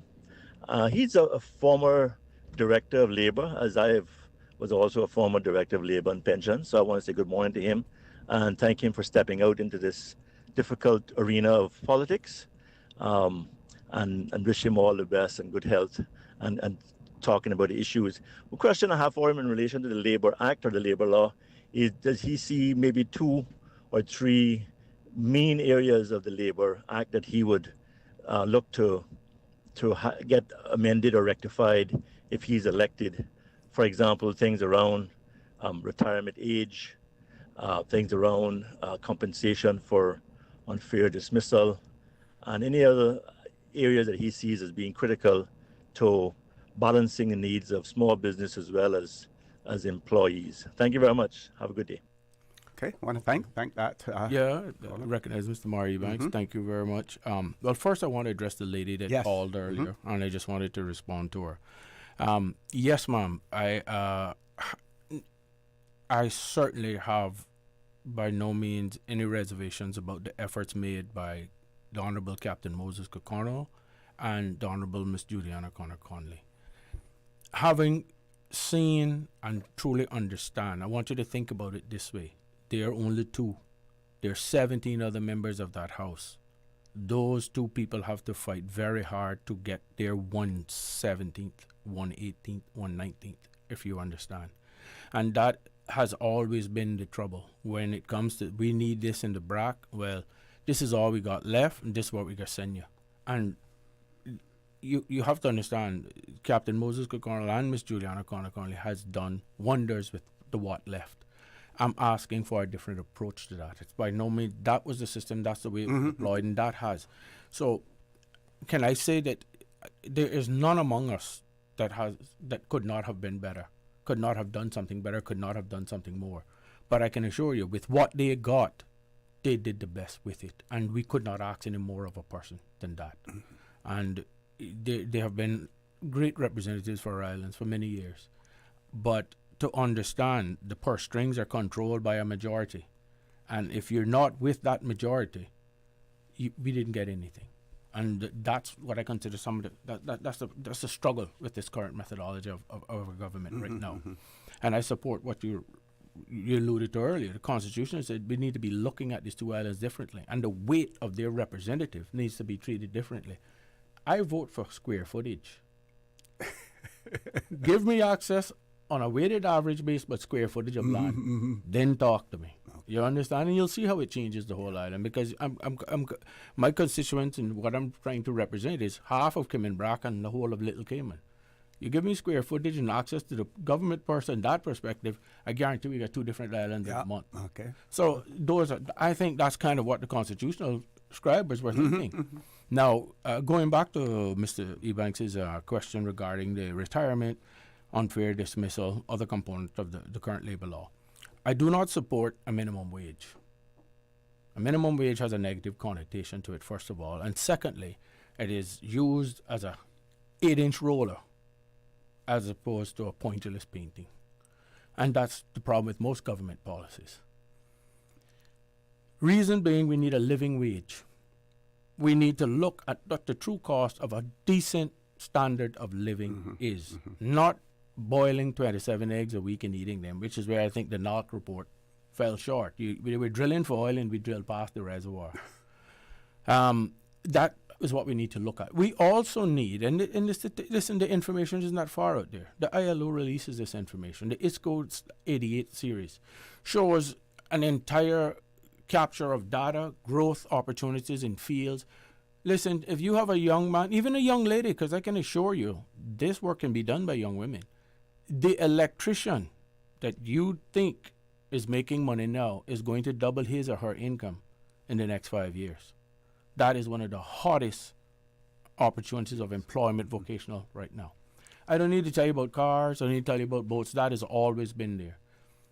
We failed not in the aspects of education where what we teach, how we teach, and all that. Those things can be ironed out. A failure in education is ownership by the child and the parent. I proposed, when Minister Anglin was there as the Director of Labour, a program called the Passport to Success program. It has been promoted that it was Minister Anglin and his chief officer at the time. It didn't come from there. It came from the Labour Department. Okay. When it was deployed, they deployed the last 3 components of 8. You know what the first 5 were? When you presented to middle school, your child and yourself downloaded an app to your phone, and it started a career course. You decide what you wanted to be. 2 or 3 of them was the design. And it would tell you what courses you needed to select during your tenure between what's upper and subsequent grade 12, etc., to define your career. It also showed you multidiversional. So you take this course, it would tie back to this course, and it would tie back to this career. How do we find this? Let me ask you a simple question. Our students are simply, education has a simple component to it. We learn to read. After that, we read to learn. Minister Anglin at the time did a fantastic job, and his chief officer, in early education program, and that they set a standard that we are going to see the effects of in the future. Sure. But education is a silver bullet. It ain't roads. You ain't going to feel it after I pave it tomorrow morning. It's going to take time. A cultural shift has to happen too, and how we present and how we deliver. Accountability has to happen as well, on both parts, the parent and the child. Yeah. You can't drop pumpernickel dough off at the bakery and expect honey wheat toast at 4 o'clock. That's the first thing. And I never met a teacher that went to university and studied 4 years of their life to come and take up a classroom and target your child. I never met one of them yet. So parents need to take responsibility for some of their children's behavior. And that's not an easy pill to swallow, but that starts at home.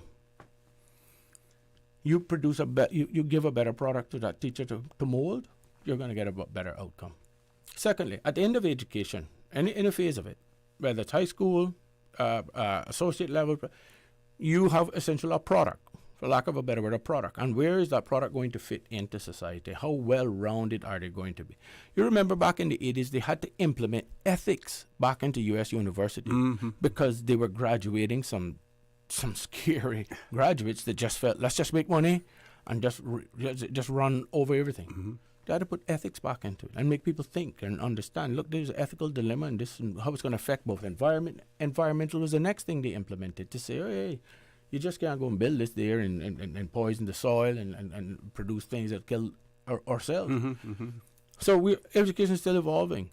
But having said that, I think a planned approach to education, start with what the market wants, start with what the consumer wants, start with what the employers want, start from there and work your way back into the education system. We continue to produce and give millions of dollars a year in scholarships for overseas. You remember the evolution, OC. I remember when we started doing it, you were bonded to the Cayman Islands. You had to come back, you had to put in, I think, 3 or 4 years minimum before you could then go into the private sector. Right. And if you went before that, then you had to compensate. Let me tell you something, my friend. The day that policy changed, every flag in this country should have turned red. When they said we no longer, as the Cayman Islands government, and in its central government and its statutory authorities or government companies, can guarantee you employment when you return home, that's a red flag. That's a serious red flag. That means we've reached a level of comfort that needs to be reprimanded. I believe the rollover should be reduced. It should be 5 years. 5 years is the time for the average position in this country, basic starting middle income position in this country, for you to take on to a bachelor's level or even a master's level degree to a certain extent to achieve an educated, trained Caymanian to fill up that role. We've built this 7-year process where at the point of even, because we were worried about people knocking on the door for citizenship. Ladies and gentlemen, every person that adds to this pool that becomes a citizen of this country, that obtains nationalization paper, are diluting our interests. If it's 5 of us own 5 shares and tomorrow morning 10 more people add to that, your share value just went down. And not only that, our culture is no longer influential in our society anymore. Who people are, what we stand for, respect on a Sunday, music, noise, all of these things are just lost because other cultures, it's a different way that they think about it. Okay.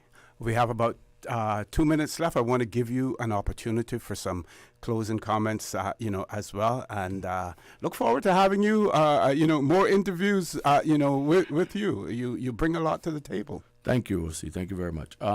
Well, to everyone that's out there, I'm a lot of people know me. People know me that I don't even know.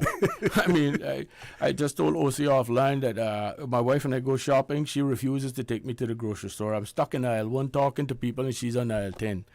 But I don't run from anyone. You have a question or any challenge, I'm here. I'm human. I've made my mistakes. I've dealt with my past. I've made my my transgressions, and I've faced them. But my heart is who it is, and is what it is, and God put it in me. And the strength that I get out of my bed in the morning with isn't always for Lonnie Tibbetts. It's for our citizens. And, I just want to say that if given the opportunity to represent Cayman, Brac, West, and Little Cayman, I will work with the level of tenacity I've always worked. Hot, cold, and rain, snow, sleet, whatever, I'm there. I'm going to give 110%. And at the end of the day, I want to make sure everyone understands that these challenges that face our country now are no longer as simple as they used to be. But I can assure you, in every decision I make, if given that opportunity, it will start first with Cayman, Brac, West, and Little Cayman. How does it benefit my constituents? How does it benefit the sister islands? How do we get the things that we need there to sustain a proper life, an even life, reduce our cost of living, opportunities for our young to stay there and grow and give enthusiasm back to our society, and look after our elderly. We are standing on the shoulders of the greatest nation in the history of the world, the greatest generation in the history of the world. Those my mother and my aunt and other, those people went from no electricity to internet. We have to understand that transition over that period of their lifespan is surreal. And we need to honor those people and treat them. And we owe a duty to them to protect what they fought and protected for. Thank you. Thank you. I'm going to read this, even though you won't have time to respond to it, but you can keep it in your thought. This person says, good morning. I'm listening to Mr. Lonnie Tibbetts, and I'm wondering if it is really accurate that the sister islands have not received a fair allocation of the government's budget. Some would argue that they got more than many other districts. Could it be that the funds are not optimized in relevant areas, but rather put into projects to please certain segments of the community? Just a thought. I have no ability to know exactly where what they were put for, but I think you can attest to this.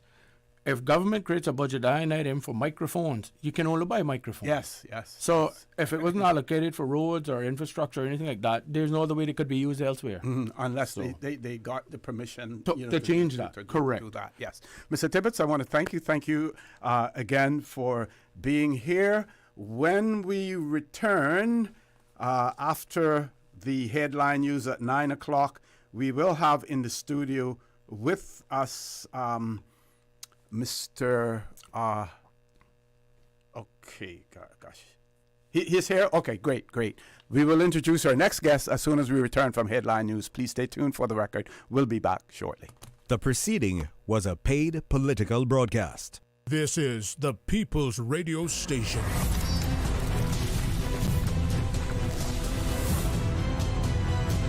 Radio Cayman in the Cayman Islands. From Radio Cayman's newsroom, this is Headlines. Local, regional, international news. The Headline News is brought to you by Kirk Market and Health Services Authority. Candidate forums continue tonight in the run-up to the general election. The Newlands Chamber of Commerce Candidate Forum will be taking place at 7:15 p.m. You can watch it live on the Chamber YouTube channel. Volodymyr Zelensky says, quote, Putin's words are very much at odds with reality as he hits out at fresh Russian strikes on Ukraine. He's accusing Russia of attacking energy facilities despite a pledge from Putin to avoid such targets for 30 days. Russia's defense ministry also accuses Ukraine of targeting one of its oil storage facilities, calling it a, quote, deliberate provocation. Putin rejected a full ceasefire during a phone call with Trump on Tuesday. Zelensky says he'll speak to the U.S. president later to learn details about the call. Meanwhile, the U.S. says talks on Ukraine will continue on Sunday. And the UN says that 2 of its workers have been killed and others injured after a compound in Gaza was hit today. The Palestinian territory's Hamas-run health ministry blamed an Israeli strike and said 5 critically injured foreign workers had arrived in hospital following the incident. Israel's military has denied striking the UN compound. Those are your headlines. I'm Kersley Fuller. Radio Cayman. More news available at www.radiocayman.gov.ky. Check out our social media pages: Facebook, YouTube, X, formerly Twitter, Radio Cayman Headline News.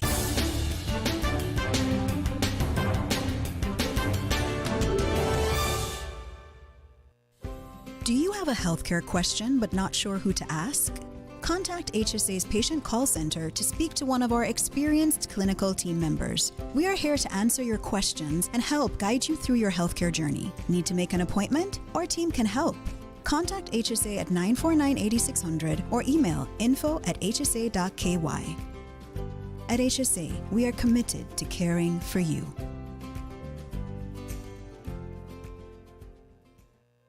Looking for fresh, healthy food that's full of flavor? Then you've got to visit Kirk Market. Our dishes are made with fresh, high-quality ingredients. Enjoy vibrant mixed greens or satisfying pasta salads. Or try one of our delicious grill options like blackened chicken, spicy beef steak, or grilled salmon. Looking for something light and flavorful? We've got sushi rolls and poke bowls prepared daily. And don't forget to explore a hot bar or Billy Fresh salad at the salad bar. Stop by Kirk Market today for breakfast, lunch, or dinner and taste the difference. Eat well, live well with Kirk Market.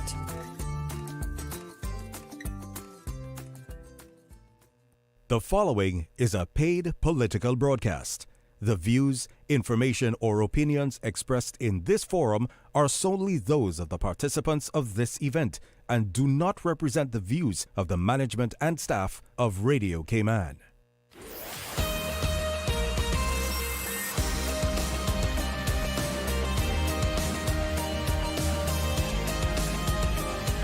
For the record, with Orrett Connor.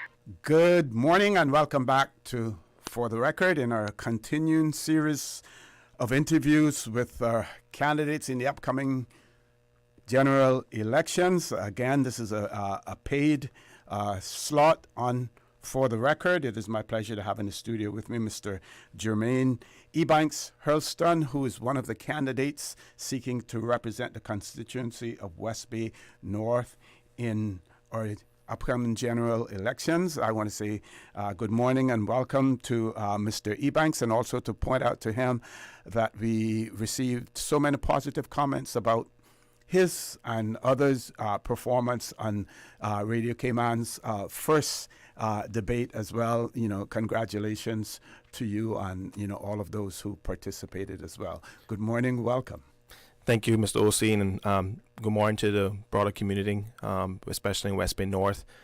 You know, to touch on that comment about showing a positive outcome and us participating in democracy, I was grateful for the opportunity to allow us all to come together and to bring about what we felt was in the best interest of the country, solutions. I think that debate really did broaden a lot of subjects. And that's what we're looking for, is people who are willing to go a bit the extra mile to find real solutions for the country and our people. So definitely thank you for the opportunity. Okay. And, you know, again, we want to give you an opportunity to introduce yourself, tell our listening and viewing audience, give them a little bit of background information about yourself. Sure. So I'm originally from West Bay North. I've been in pretty much most of my life I've spent in West Bay North and growing up. I am the grandson of Miss Sarah Lucille Orrett. Also the grandson of Mr. James T. Ebanks, known as Mr. Timming. My grandfather from my dad's side is Mr. Robert, also known as Mr. Small Robert. My mother is Jill Veronica Sr., previously Ebanks, and my father is Blake Hurlston, who's a well-known musician on island. So I come from a very diverse background, and I am very grateful for my upbringing. You know, it's I was actually had an interview yesterday with another young lady who was trying to put forward a great podcast. Okay. And the question was raised about what makes me a good person to run in a leadership position. And I think what sets me apart from my competitors is the fact that I grew up in the system. I saw where the system affected me personally as well. It affected my family. And through, you know, God's grace and obviously applying myself and being committed, we were able to make some positive headway in our own space. But it wasn't an easy path. And I think a lot of Caymanians do not know how to maneuver around these issues very well. And that's why it's so important to educate our people from a community level, but also teach our children from an early onset how to manage money well, you know, how to make proper investments, So that is some of the issues that we need to address from a more social level before we can actually elevate into a more, complex issues. Mm-hmm. Now, what you also bring to the table is the generational gap that has always existed, and you bring that youthfulness to the table, but also how do you go about encouraging and also invigorating our younger people to get involved as well. We know that one of the struggles, for instance, has been getting young people to register simply because they have been disillusioned with what they have seen so far. As a youngster, how do you get them interested? How do you attract them? OCs, that's a very difficult one to really address. I think what really has motivated most people to not participate in this democratic process is a lack of trust. It's and also generational, generational issues that stem from, let's be honest. We've seen where families have been neglected, given false hope. People are promoting, the handouts rather than trying to lift people up and giving them a hand up. And throughout the process, I think a lot of the people in the community are broken. So the younger generation they're more involved from a social media aspect. They're in the background. But it's time for you to come forward and to really participate in your rights, because if we're not careful, eventually what's going to happen, after several more years, you're going to have people who are paper Caymanian being able to fill these roles. And that's what we're trying to avoid. Is we want generational Caymanians to be more involved with policy making and how we address issues that we can directly impacts us, but we can actually relate to. So it's important for every single person in Cayman to participate. I encourage it. It is okay, to be, and I look at the youth in West Bay North in particular. Growing up in West Bay North, it was challenging, and as I said before in one of my meetings, sometimes as a child you get mischievous, and some people right now walking with a dark cloud over their heads, that does not define you. As a youth, you're meant to make mistakes, but it's how you address those issues and how you move forward is what really matters. So I think the youth needs to walk away from this idea that whatever's happened in your past as a youth is always going to follow you into the future. So definitely surround yourself with positive people who are going to constantly encourage you. And I personally encourage every person in the community to get involved with politics. It is your best interest. Yeah. Now, while we know that issues and they extend beyond the boundaries of any electoral district, but at the same time, there are some uniqueness about the particular constituencies as well. Can you talk a little bit more about West Bay North? What you see, some of the challenges, some of the things that you would want to see there. And of course, if you want to expand that, to the whole of West Bay, because when if you're elected to Parliament, all West Bayers are going to look to you for to represent them in one way or the other as well. But there are uniquenesses also and certain issues that may face your particular constituency. Do you want to talk about those? Yeah, sure. I mean, absolutely. Drug abuse is a big issue in my area. Okay. And also trying to ensure that those who are involved with water sports are protected. I think that the tourism market has been saturated. And unfortunately, many of my constituents are affected by that. We have outside investors with large pockets coming forward, investing in the market that most of our own people cannot compete with. And I think because we have such a mass majority of people in West Bay North who are either civil servants, who are dependent on NEU or the financial institution incentives, or even in the water sports industry, it's a knock-on effect. So we have to be very careful and strategic about how we implement policies going forward, and somewhat take a bit of I wouldn't say a radical approach, but take a more firm approach on how we, amend these policies to better suit our people. Regarding the borders, me as a representative, I don't look at borders per se. I think me being promoted to this position, I am obligated to serve every single Caymanian, no matter what party you're with, no matter if you object some of my comments or whatever. It needs to stay neutral and professional throughout this process, and I promote that heavily. I think that's what has kept our people behind, is the fact that people put feelings above logic, and we need to definitely change that overall. Okay, Paul, we're going to take our first commercial break at this point in time, so that when we come down to the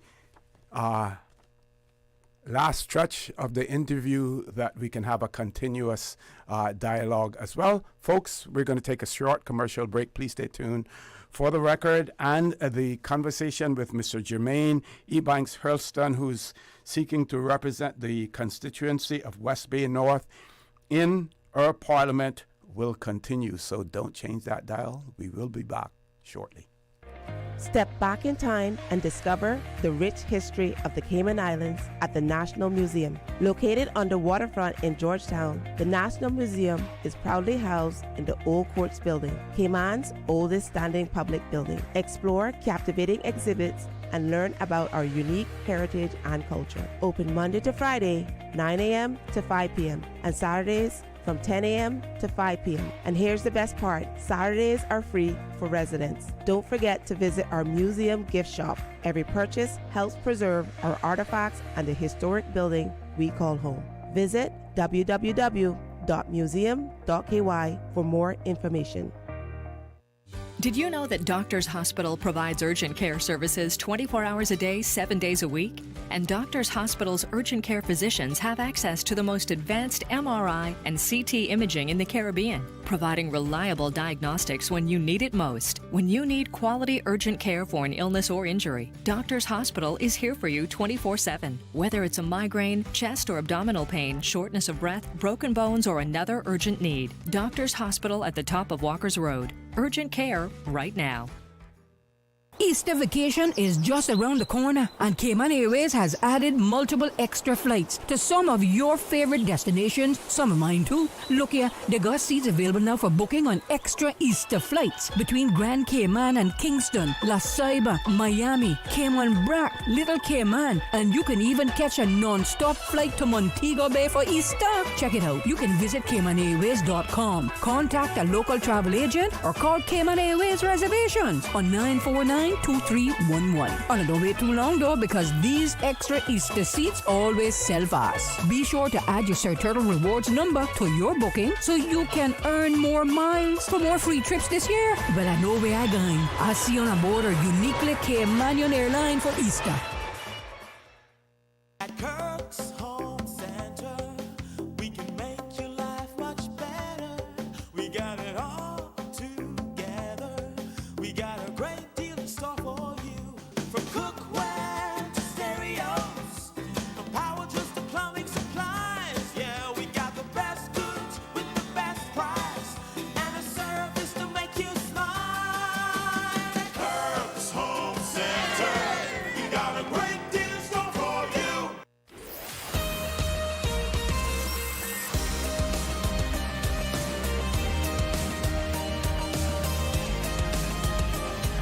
For the record, with Orrett Connor. Good morning and welcome back to For the Record. My pleasure to have in the studio with me. This is a paid segment, Mr. Jermaine Ebanks Hurlston, one of the, I'm going to say, young candidates in our upcoming general elections. He's seeking to represent the constituency of West Bay North in our parliament. We've spoken about some of the issues. First of all, he has highlighted about his family background, what he brings to the table in terms of, his experience as well as his educational background. Also spoken about some of the challenges being faced in his particular constituency of West Bay North. Mr. Ebanks, one of the things you mentioned was the drugs situation. And I must say that in those districts that have those challenges, most people will just mention there's a drug problem, but not necessarily get into it. They sort of pass it over. Yeah. It appears as if you're prepared to be realistic about the issue and Absolutely. To take it head on as well. So we also know that one of the referendum questions that will be on the ballot paper in the elections has to do with decriminalization of, small amounts of cannabis. Yes. Do you have a position on that when you consider that the issue of drugs is one of the issues facing your constituency? Yes, I thank you for the question, OC. I think it's important that we acknowledge that over time, people have found ways to cope with life.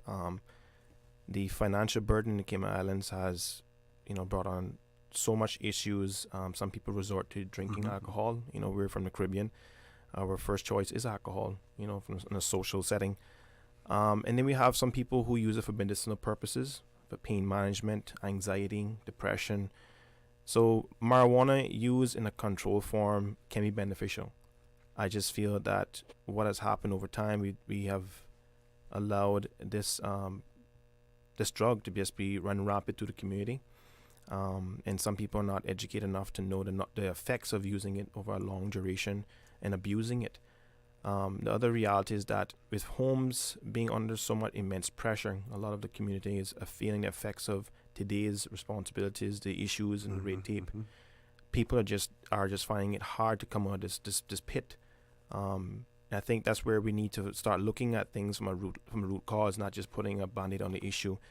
Because many are quick to throw up policies and not have the full-on solution. I think that in order for us to move forward, we really have to look at what is causing these issues, what are making people resort to these types of drugs. And it's mainly tied to financial burdens, people who have put themselves out there, taking the risk of going to try and sell this drug on the street, knowing that there could be a potential for them to be arrested, getting a police record that'll be used against them forever. I don't think anyone in their right mind would agree that people are just looking to make their lives more difficult. Some people are just put in a position where they have no other choice. So I do support the decriminalization of marijuana, but it needs to be regulated to allow people to have pre-rolled cigarettes in their possession to a maximum. I feel is sufficient, and not using it in public spaces, especially around children. I think it's important that we definitely give people a better alternative rather than just turning our backs to them, because at the end of the day, it's still happening. But we just have to find a better way to regulate it. Okay. Now, I should also point out that you are an independent candidate. Yes, sir. And, of course, as an independent in Parliament, it is going to be sort of difficult for you to accomplish some of the things that you may want to accomplish unless you are aligned, with some political grouping at the end of the day. If you are successful in your bid for the seat, how do you reconcile that issue in terms of where do you position yourself as an independent, but possibly being aligned with with other groups? I think, as I said before, staying neutral and professional is important. I'm not picking any sides. I do have my views on the groups at the moment, but at the end of the day, we're employed by the people, and personal feelings, there's no room for it. I think we need to stay professional and neutral to ensure that we can get policies to the door, because I think that's what's happened over time. And it's not just this last 4 years that we've seen this. We've seen the back and forth, and I refer to as kids in a sandbox mentality. It needs to stop. We need to get down to business and do what the people have employed us to do. I am willing to work with any person that I know for certain has a high level of integrity, who has similar attributes that I have when it comes to my characteristics, and just really wants to do what's best for our people. And I have no qualms with anyone. I feel that I will be effective in this area because of my background. I've held multiple leadership positions in different industries, and I've grown up the success scale. So I think that puts me in a position where I'm very easy to integrate well and to show a true form of leadership. So can you speak more about some of the things that you see as issues, and some of the things that, if you're elected, that you would want to accomplish for your constituency and for the Cayman Islands in general? Sure. Thank you for the question. I think we all know that immigration is a big issue. But we have to do it in a sensible manner without, jeopardizing the business. The financial sector is our most, important revenue maker right now at the moment. And we have to ensure that when we do want to isolate or, categorize certain roles, that is actually not going to put a dampening on the business, because it's important that we acknowledge that not every Caymanian is equipped to handle these roles, and that's where we have to start from early intervention. And some of the candidates were suggesting, into primary school. I think that we shouldn't try to go into this industrialized mentality or pushing it so early. I think that we should go, from grade 11 to grade 12. A child doesn't really know what they want to do at a younger age. They're still trying to figure out things. So let them grow organically. I think by grade 11 and grade 12, they should have a better idea of what they want to do and start preparing them for that position. I think what we can also do is, and I can share this openly, my children go to private schools. Okay. They've attended. If I had a lot more trust in the public system, I would have sent them there. Because private school is expensive. It is very costly. It is something that we have agreed as parents to send our children to school because we want to give them a better chance. Now, here's the issue that I have. We are sending our children to private school in hopes that would stand out in their resume and that they'll be able to integrate into the workforce better. But that is not even the case, because right now the market is so saturated and people are coming in large amounts and taking these positions, in especially junior levels, doesn't give our children a chance to even get into the business. One of the issues that I identify as well was the outsourcing. A lot of companies are outsourcing junior level businesses to jurisdictions like India, Mauritius, and other third world countries because it is more cost effective. Yeah. The government has known this for a while and they have not addressed it. It is not the private sector's responsibility to bring about policies that fits our needs. And we should work more collaboratively with the private sector to understand what their thresholds are and how they can help us, and we can work in partnership to ensure that our children have a starting point when they finish high school. Now, you mentioned the water sport industry as being, again, one of the challenges in your constituency. West Bay has been, historically the backbone of the water industry. That's right. And actually, they're the ones who discovered and created Stingray City. Absolutely. For instance. Now, you also mentioned immigration and the immigration policies, and and I believe what you meant was possibly reserving certain jobs, certain industries for Caymanians only. Do you believe that the water sport industry, as it stands now, is representative of the people of the Cayman Islands, or would that be one of the areas that you would want to have reserved for Caymanians? Definitely. I think that we could do much better for our people in this industry. The water sports industry is critical for many West Bayers as a whole. And I think that what we have allowed, again, outside investors to get involved with this area, and it's very difficult for people to compete. I've had the liberty of running and launching a business that is now successful with Verde. And I saw the process from start to finish of the challenges. Insurance is high. The cost of maintenance on vessels are high. And I was at a meeting last night, the CPR meeting, and one of the things I was trying to get across to the audience is, we have, as a government, we're meant to do what's best for our people. When we see where, organizations are trying to take advantage of our people and our brand, our market, we need to step in. Right now, with the tourism being so watered down, especially in water sports, we need to set strong policies that the cruise lines will have to comply. This is the product. We are the product. And I think that we need to teach our people more about the art of negotiating, because sometimes what I've seen in the market and being in that industry of some captains out of desperation will, take a lower rate. But what does that translate to, long term? That, your vessel is being run down, it's deteriorating, your crew is unhappy. It's just too much risk and not enough reward. So we definitely need to address those issues at the root cause, as I said before, always looking at the root cause and moving forward. Okay. Now, we know that the whole registration period for elections is over. We will have a final list of registered voters that will come out on the 1st of April. And of course, then the registration for the next quarter begins. That will be beyond the election period. But what do you say to those young folks who are either hesitant or resist registering to be electors? Some for the reason that they don't want to be serve on the jury pool.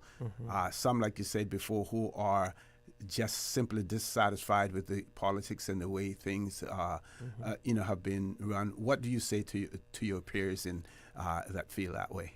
Thank you for the question, O.C. As I said earlier, I think it's important that we take advantage of this opportunity. A lot of places around the world don't have this opportunity, this option. And we want to take advantage of it, use it sensibly. By you not voting, you're still voting, at the end of the day. And I'd rather take the chance to vote for someone who I think would be the best person for the job and sit back and not vote and then end up with a bad outcome. And then I'm in no position to complain about the situation. So I think adding value to this process is important. I think all of you that are out there who are hesitant, please take into consideration that where we're at right now is because people were hesitant to be involved with the process. People were hesitant to speak up. But I'm so proud to know that my generation, the younger ones, I've seen so much activity from them. I've seen so much participation. And I'm still going to encourage each young person, no matter what area of expertise you're in, continue to be involved with this process because it is important for us to move forward and for future generations. Okay, we're going to take another commercial break. We're going to still have Mr. Jermaine, Ebanks Hurlston in the studio with us as well. And at the end of the interview, I'm going to ask Mr. Ebanks Hurlston to pretend as if he were at a job interview and he was trying after the interview, and the interviewer, the panel said, do you have anything that you want to say? How would he go about promoting himself and to promote himself to his constituency in terms of why they should elect him to represent their constituency in the upcoming general election? So folks, don't change that dial. We will be back shortly. Easter vacation is just around the corner, and Cayman Airways has added multiple extra flights to some of your favorite destinations, some of mine too. Look here, they got seats available now for booking on extra Easter flights between Grand Cayman and Kingston, La Ceiba, Miami, Cayman Brac, Little Cayman, and you can even catch a non-stop flight to Montego Bay for Easter. Check it out. You can visit CaymanAirways.com, contact a local travel agent, or call Cayman Airways Reservations on 949-2311. And don't wait too long though, because these extra Easter seats always sell fast. Be sure to add your Sir Turtle Rewards number to your booking so you can earn more miles for more free trips this year. Well, I know where I'm going. I'll see you on board a uniquely Caymanian airline for Easter. Cayman Brand Source Home Gallery is having an appliance inventory reduction sale with up to 50% off selected appliances and 25% off all kitchen packages until March 31st. Enjoy discounts on luxury brands like Foster, Milano, and more. Refrigerators, wine coolers, and barbecue grills are all discounted. All appliances are included in the sale. Don't miss out. Shop now at Brand Source Home Gallery, Dorsey Drive, Industrial Park, and save big before prices rise in April. Call 623-5000 for more details or visit us today and take advantage of these incredible deals. Act fast before the best items are gone. Brand Source Home Gallery, Dorsey Drive, Industrial Park. Call 623-5000. My mom's a superhero. She always knows what to do when I feel icky. Yesterday, we went to West Bay Pharmacy, and they had everything she needed. Medicine, my favorite band-aids with dinosaurs, and even flavored vitamins. Mom says they keep our family healthy. I think they're magic. But don't tell anyone. I think superhero shop at West Bay Pharmacy. West Bay Pharmacy, where the superheroes shop. West Bay Pharmacy and Centennial Towers. Convenient quality care is just around the corner. Looking for fresh, healthy food that's full of flavor? Then you've got to visit Kirk Market. Our dishes are made with fresh, high-quality ingredients. Enjoy vibrant mixed greens or satisfying pasta salads. Or try one of our delicious grill options like blackened chicken, spicy beef steak, or grilled salmon. Looking for something light and flavorful? We've got sushi rolls and poke bowls prepared daily. And don't forget to explore a hot bar or Billy Fresh salad at the salad bar. Stop by Kirk Market today for breakfast, lunch, or dinner and taste the difference. Eat well, live well with Kirk Market.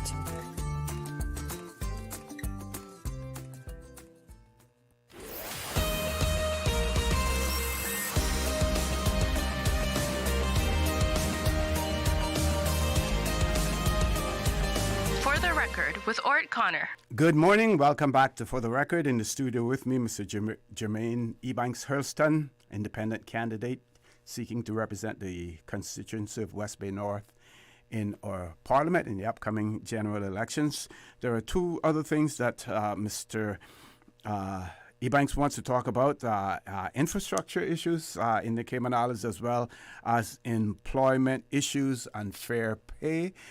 And I don't know if you heard a portion of the interview with Mr. Lonnie Tibbetts, but he opined that he does not support a minimum wage. What he supports and he advocates for is a livable wage as opposed to a minimum wage. So we can cover the infrastructure and employment issues and include that as well. Sure. And at the end, then I want you, I'll prompt you when I want you to address your no constituents. Worries. So from a modern infrastructure standpoint, I think that it is important that we have a sustainable and reliable public transport system. We've been talking about it for a long time. We have seen an overpopulation of vehicles. We talk about CO2 emissions. We talk about the environment. We talk about traffic. We talk about the health effects of being in traffic for long durations and having anxiety to get to work and worrying about if your employer is going to take that out on you for being late to work. I think that we are doing injustice to our people if we do not address these issues. I feel that, work permit holders, depending on your background, whether you are on call, a physician, whether you're emergency personnel, whether you're in the police force or border control, or whatever position that is, that you know for certain you're on an on-call basis, you should have access to your own vehicle. And I think that we need to, minimize the amount of vehicles per household, because again, the traffic, we can build as much roads as we want, but we're going to run out of real estate if we do not implement policies that restricts the amount of vehicles coming to the island and restrict the amount of vehicles per household. We're going to always end up with a situation where traffic is an issue. When it comes to the tourism aspect of that, I've been an advocate about promoting a better tourism product. We've had this discussion about the mega ships and these cruise lines that are wanting us to, invest in the pier and all sorts. But the reality of it is that if we do not address the infrastructure issues, what is going to happen? We run the risk of tarnishing a good product, because you'll have more people spending more time in the seats of the buses during their commute when they should be spending more time at the main attractions, and that's my biggest fear. At the current setup, we're seeing where traffic has impacted so many people, both our own and those who visit our shores. So I think it's important that we definitely try to look at ways to make it more streamlined. But come to realization that importing vehicles in large amounts is not sensible. Yeah. And did you mention your view on minimum wage as opposed to livable wage? So livable wage, I agree to that to an extent. And as you know, small businesses are very difficult to manage. I'm a small business owner. And I can tell you that, as my view is that I've paid my workers between $12 to $14 an hour, because at the end of the day, it's, yes, I want to make a profit, but in the eyes, it depends on what profit looks like in your view. Profit is profit. So I've been, blessed enough to be able to have that flexibility. When I look at minimum wage, I feel that we need to definitely define what is a native Caymanian and who is a Caymanian by paper. Minimum wage at the current rate should be applicable to those persons who are on work permits, because I feel that amount will not be enough for our own people, especially those who are here long term, who have no other alternative. That amount it cannot work. So we definitely have to look at defining which person will receive the minimum wage and who can possibly have an additional funding, maybe a different rate for them, especially Caymanians, to get that, that support. Okay, excellent. So I want you to talk to the constituents of West Bay North. Mm-hmm. Tell them why you, Jermaine, Ebanks, Hurlston, is the best person for the job, the best person to represent them, and tell them why and what they have been missing in the past. Thank you, OC. For all my voters out there in West Bay North, this is a privilege to be here, to be able to put myself forward to potentially be your next representative. What makes me a good representative is my background, me being so diverse. Worked in various industries, and I grew up to the leadership positions, as I explained earlier. But I'm also a testament of, when sometimes the system works against you and finding a way to elevate and move forward. Many of you in West Bay North have known me. I think that I owe this to you all coming forward and applying what knowledge I have to try to implement policies to work better for you.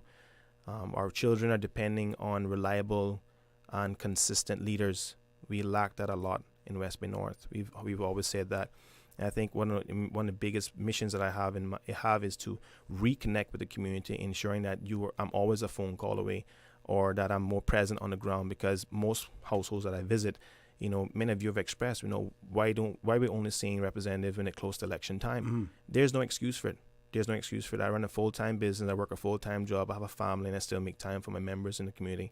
It's important that we stay connected. So having a district council is also one of the things on my list to do, because it holds us at a high level of accountability, and it gets the actual people in the community to get more involved and have a greater say.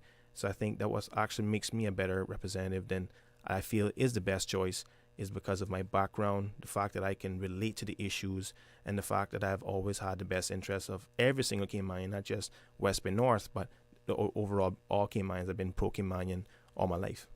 Okay. Now, have you been involved in politics other than being a candidate? Have you, in the past, supported other candidates either up front or in a background? Yes, sir, I have. Yeah.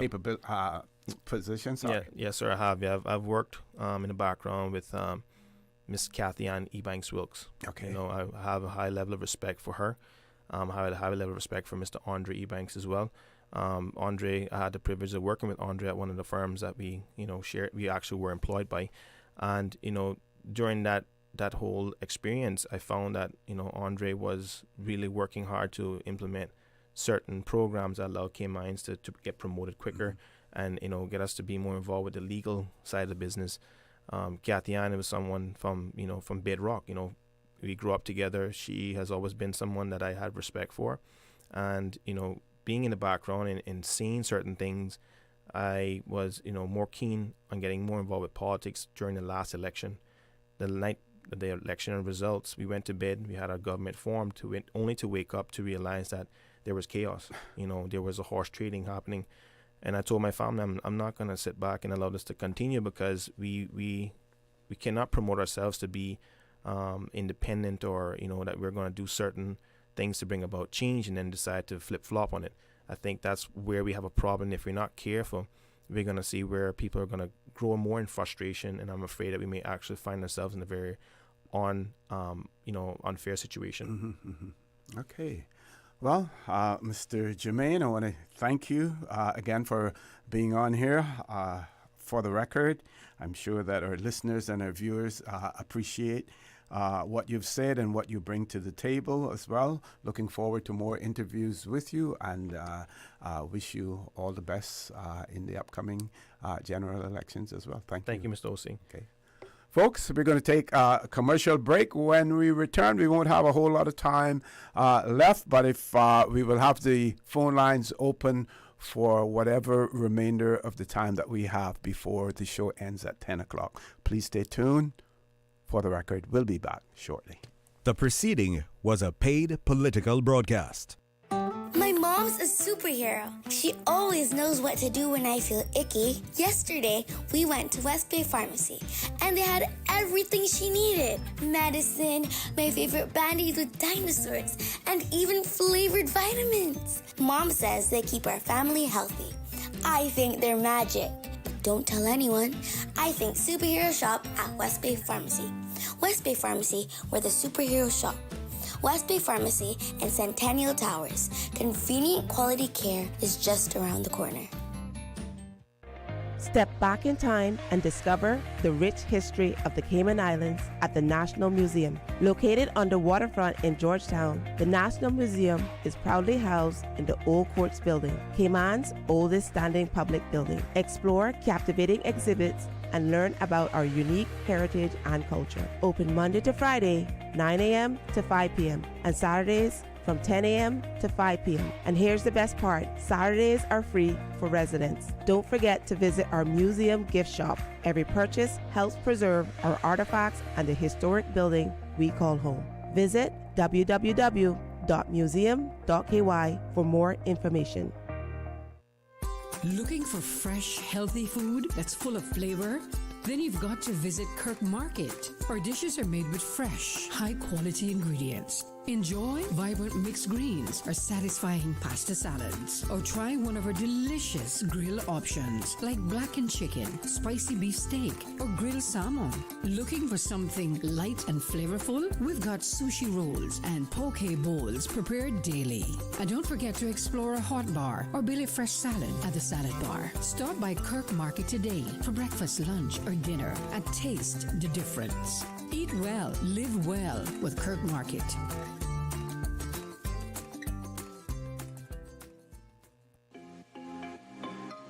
Cayman Brand Source Home Gallery is having an appliance inventory reduction sale with up to 50% off selected appliances and 25% off all kitchen packages until March 31st. Enjoy discounts on luxury brands like Foster, Milano, and more. Refrigerators, wine coolers, and barbecue grills are all discounted. All appliances are included in the sale. Don't miss out. Shop now at Brand Source Home Gallery, Dorsey Drive, Industrial Park, and save big before prices rise in April. Call 623-5000 for more details or visit us today and take advantage of these incredible deals. Act fast before the best items are gone. Brand Source Home Gallery, Dorsey Drive, Industrial Park. Call 623-5000. The nation listens. The candidates speak. Subway presents the General Election Debates, live in studio on Radio Cayman 89.9 FM and 93.9 in the Sister Islands. Every Monday and select Wednesdays from 7 to 10 p.m. 2 sessions. One powerful discussion. With Election Day fast approaching, hear what the candidates have to say on the cost of living, housing and development, economic growth, sustainability, education, transport, tourism, immigration, and more. Who has the vision? Who has the plan? Hear it all unfold live, unfiltered, and on the voice of the Cayman Islands. Radio Cayman 89.9 FM and 93.9. Streaming live on Facebook and YouTube. Visit Radio Cayman's social media pages for debate details. Brought to you in part by Cayman Enterprise City.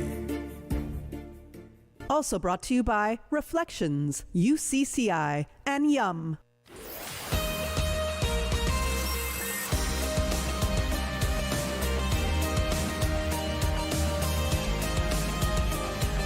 For the Record with Orrett Connor.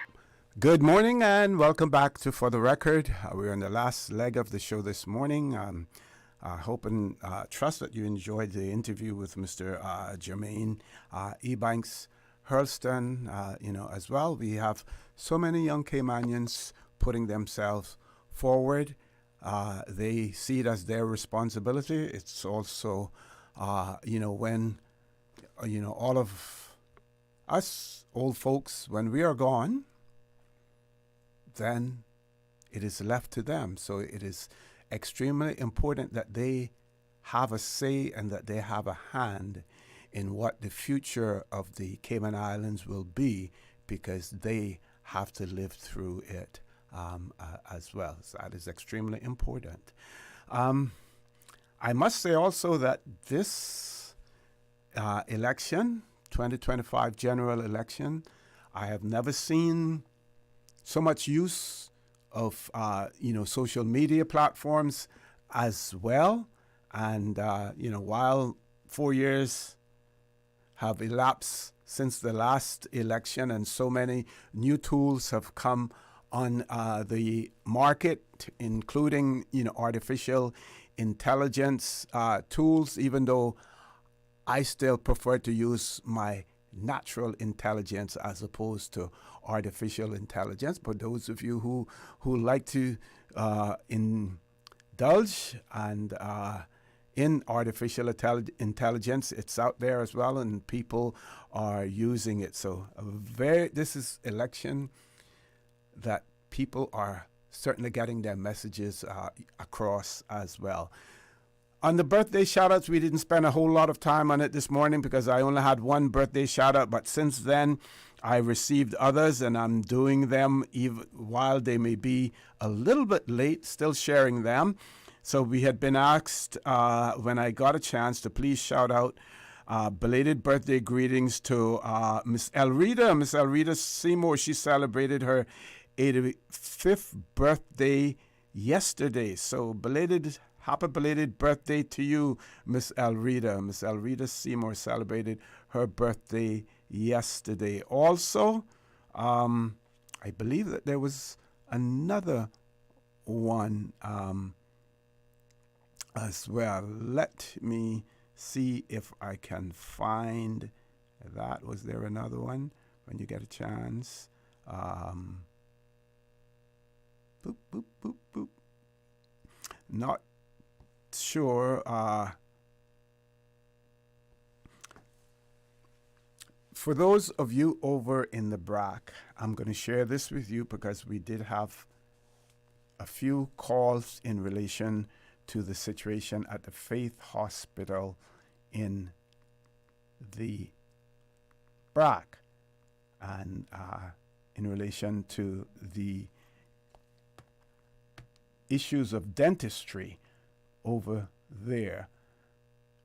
What the health services has indicated that they have posted at the Faith Hospital in Cayman Brac. This is a notice that has been posted there, so I can share it because it is public information. It is posted at the Faith Hospital, and it reads that the Health Services Authority, HSA, reassures the residents of Cayman Brac and Little Cayman that dental services on the sister islands will continue without interruption.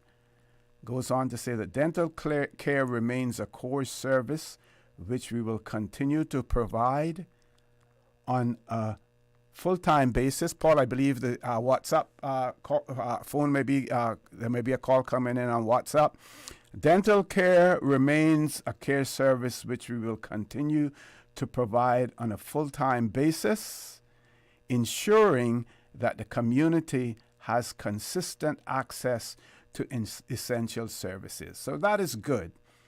What isn't good about that is that the issues that we were hearing about was about a particular dentist.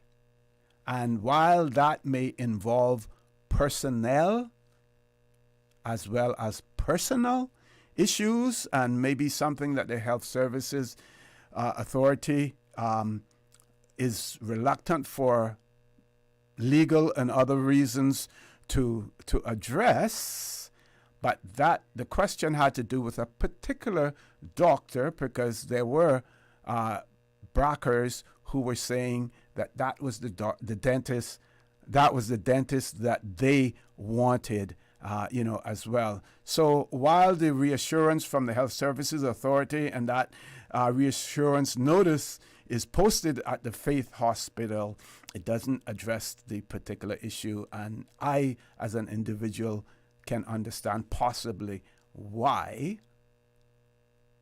But that notice could have said more than that. We have time for one caller. We have a caller on hold. Caller, good morning. Welcome to For the Record. Good morning, Mr. Connor. This is Kenneth Bryan. How are you doing today? I'm fine. I'm fine. How are you, sir? Not too bad, not too bad. I was just listening to your show as I normally do, and I have to agree with you about the fact of the use of social media and the level of it has increased so much. But I'm not sure if people recognize that Radio Cayman still is the preferred choice by so many, particularly those in our community who are older, who are accustomed to the faithful radio station called Radio Cayman. Not only that, not only that, caller, the quality, of what we do as well. We keep it on the up and up and on the level at all times.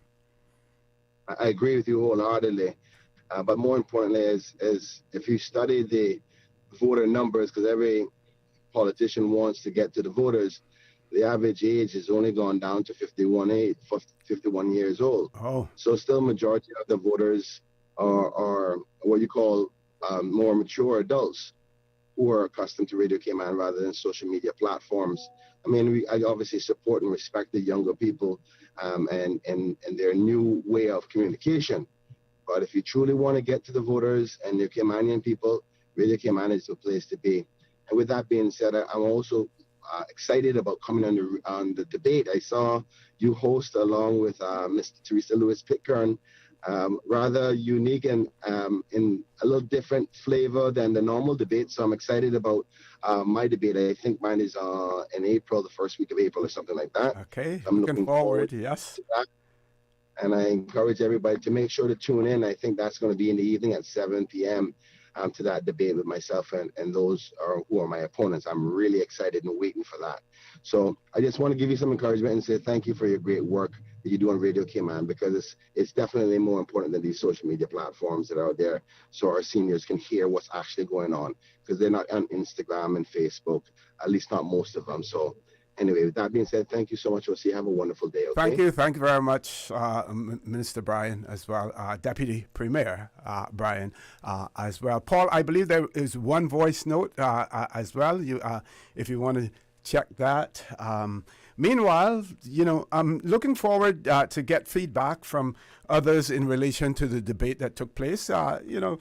Afterwards, Ms. Teresa and I had a post-mortem of the debate itself, and we got off to a little bit shaky start. That was our first time doing it, and you will see improvements as we come along. Of course, don't forget also that tonight we will have another debate that is scheduled, and let me find the information on that for you. So the Wednesday the 19th, Georgetown South, the candidates for Georgetown South at 7:30, and that will be from 7:30 to 8:30, and then we will have Georgetown North at 8:30. The moderators for tonight's debate are Mr. Jeva Ebanks and Ms. Dion Anglin, so don't forget to join them tonight in the debate as well. You heard Mr. Bryan point out that a different format, very unique as well, and the feedback that we have received so far has been extremely, extremely positive. Let's play that voice note, Paul, and then we're going to close it out for this morning. Yeah, hi again, Mr. OC. Mario Ebanks here. I can't call now live, but leaving this quick message for you. I want to congratulate you and Radio Cayman for hosting the new debates that you have, and also the sponsor of it. I think it's Subway. When I was Chamber of Commerce manager in 1988, we started the existing debates that the Chamber of Commerce is still doing up until today, and that was actually one that was hoped to commence with just a kind of question and answer thing that they do now, and then eventually migrate to the kind of interactive back and forth debate. Because I started to, when I proposed the thing in 1988, I had been at university overseas and had seen the political debates for presidential elections. And so I was trying to bring something similar, but they thought at the time, let's just do it kind of vanilla with Q&A and then eventually migrate to it. But what you have done on Radio Cayman starting this year, and this is the first year, is really very good. So I want to congratulate you and everybody on that, and say that all debate that we can get to flesh out the issues, challenge the candidates, and get them to justify their positions is very good. So congratulations, Chamber of Commerce, for keeping that one going from 1988, but also Radio Cayman for the new one. All the best. Okay, I want to thank Mr. Mario Ebanks again, for sharing that. We here at Radio Cayman, we strive, we do our endeavor best to provide you with unbiased and quality information, be it the news, be it community events. We have no favorites. As a result of that, no one should have any hesitation or fear about appearing on Radio Cayman, because everyone is treated equally as well. And I will say this again, when you're paying to come on to Radio Cayman, it is not my job to get confrontational with you. It is not my job to put you on the spot. We are providing a platform for you to get your ideas, your views out there. Now, that doesn't mean that I may not correct you on certain issues, or I may not prompt you or bring up something during the course of the discussion. But I am not here to be confrontational with you unless you want me to be that way when you're paying for your time right here on Radio Cayman as a candidate, as a political candidate as well. So with those words, I will say to you all, don't forget, even in this hot political season that we are, our brothers and our sisters keepers, there is always someone out there who's less fortunate than we are. And I ask you to extend a helping hand to them. If you can't do that, then I suggest you donate to a worthy charity, because we always want to consider those who need, not necessarily those who want or even those who crave. So I say to you, have a great day. Join Mr. Raymond Singh, who will be hosting Talk Today this afternoon. And as usual, we ask the good Lord to bless these three beautiful, wonderful Cayman Islands. Proudly brought to you by Brand Source Home Gallery, inspiring luxury. And JN Money. From abroad to yard. Fast, affordable, convenient. Doctor's Hospital. Peace of mind is important when life happens. Doctor's Hospital, always there for you. Call 949-6066. And Cayman Airways. Call them on 949-2311 to book your nonstop flights to Los Angeles and Panama. And Kirk Market. Experience a world of choice. And the Cayman Islands National Museum. Explore captivating exhibits and learn about our unique heritage and culture. If they are talking about us, living in your head rent-free all this time, we must be ready.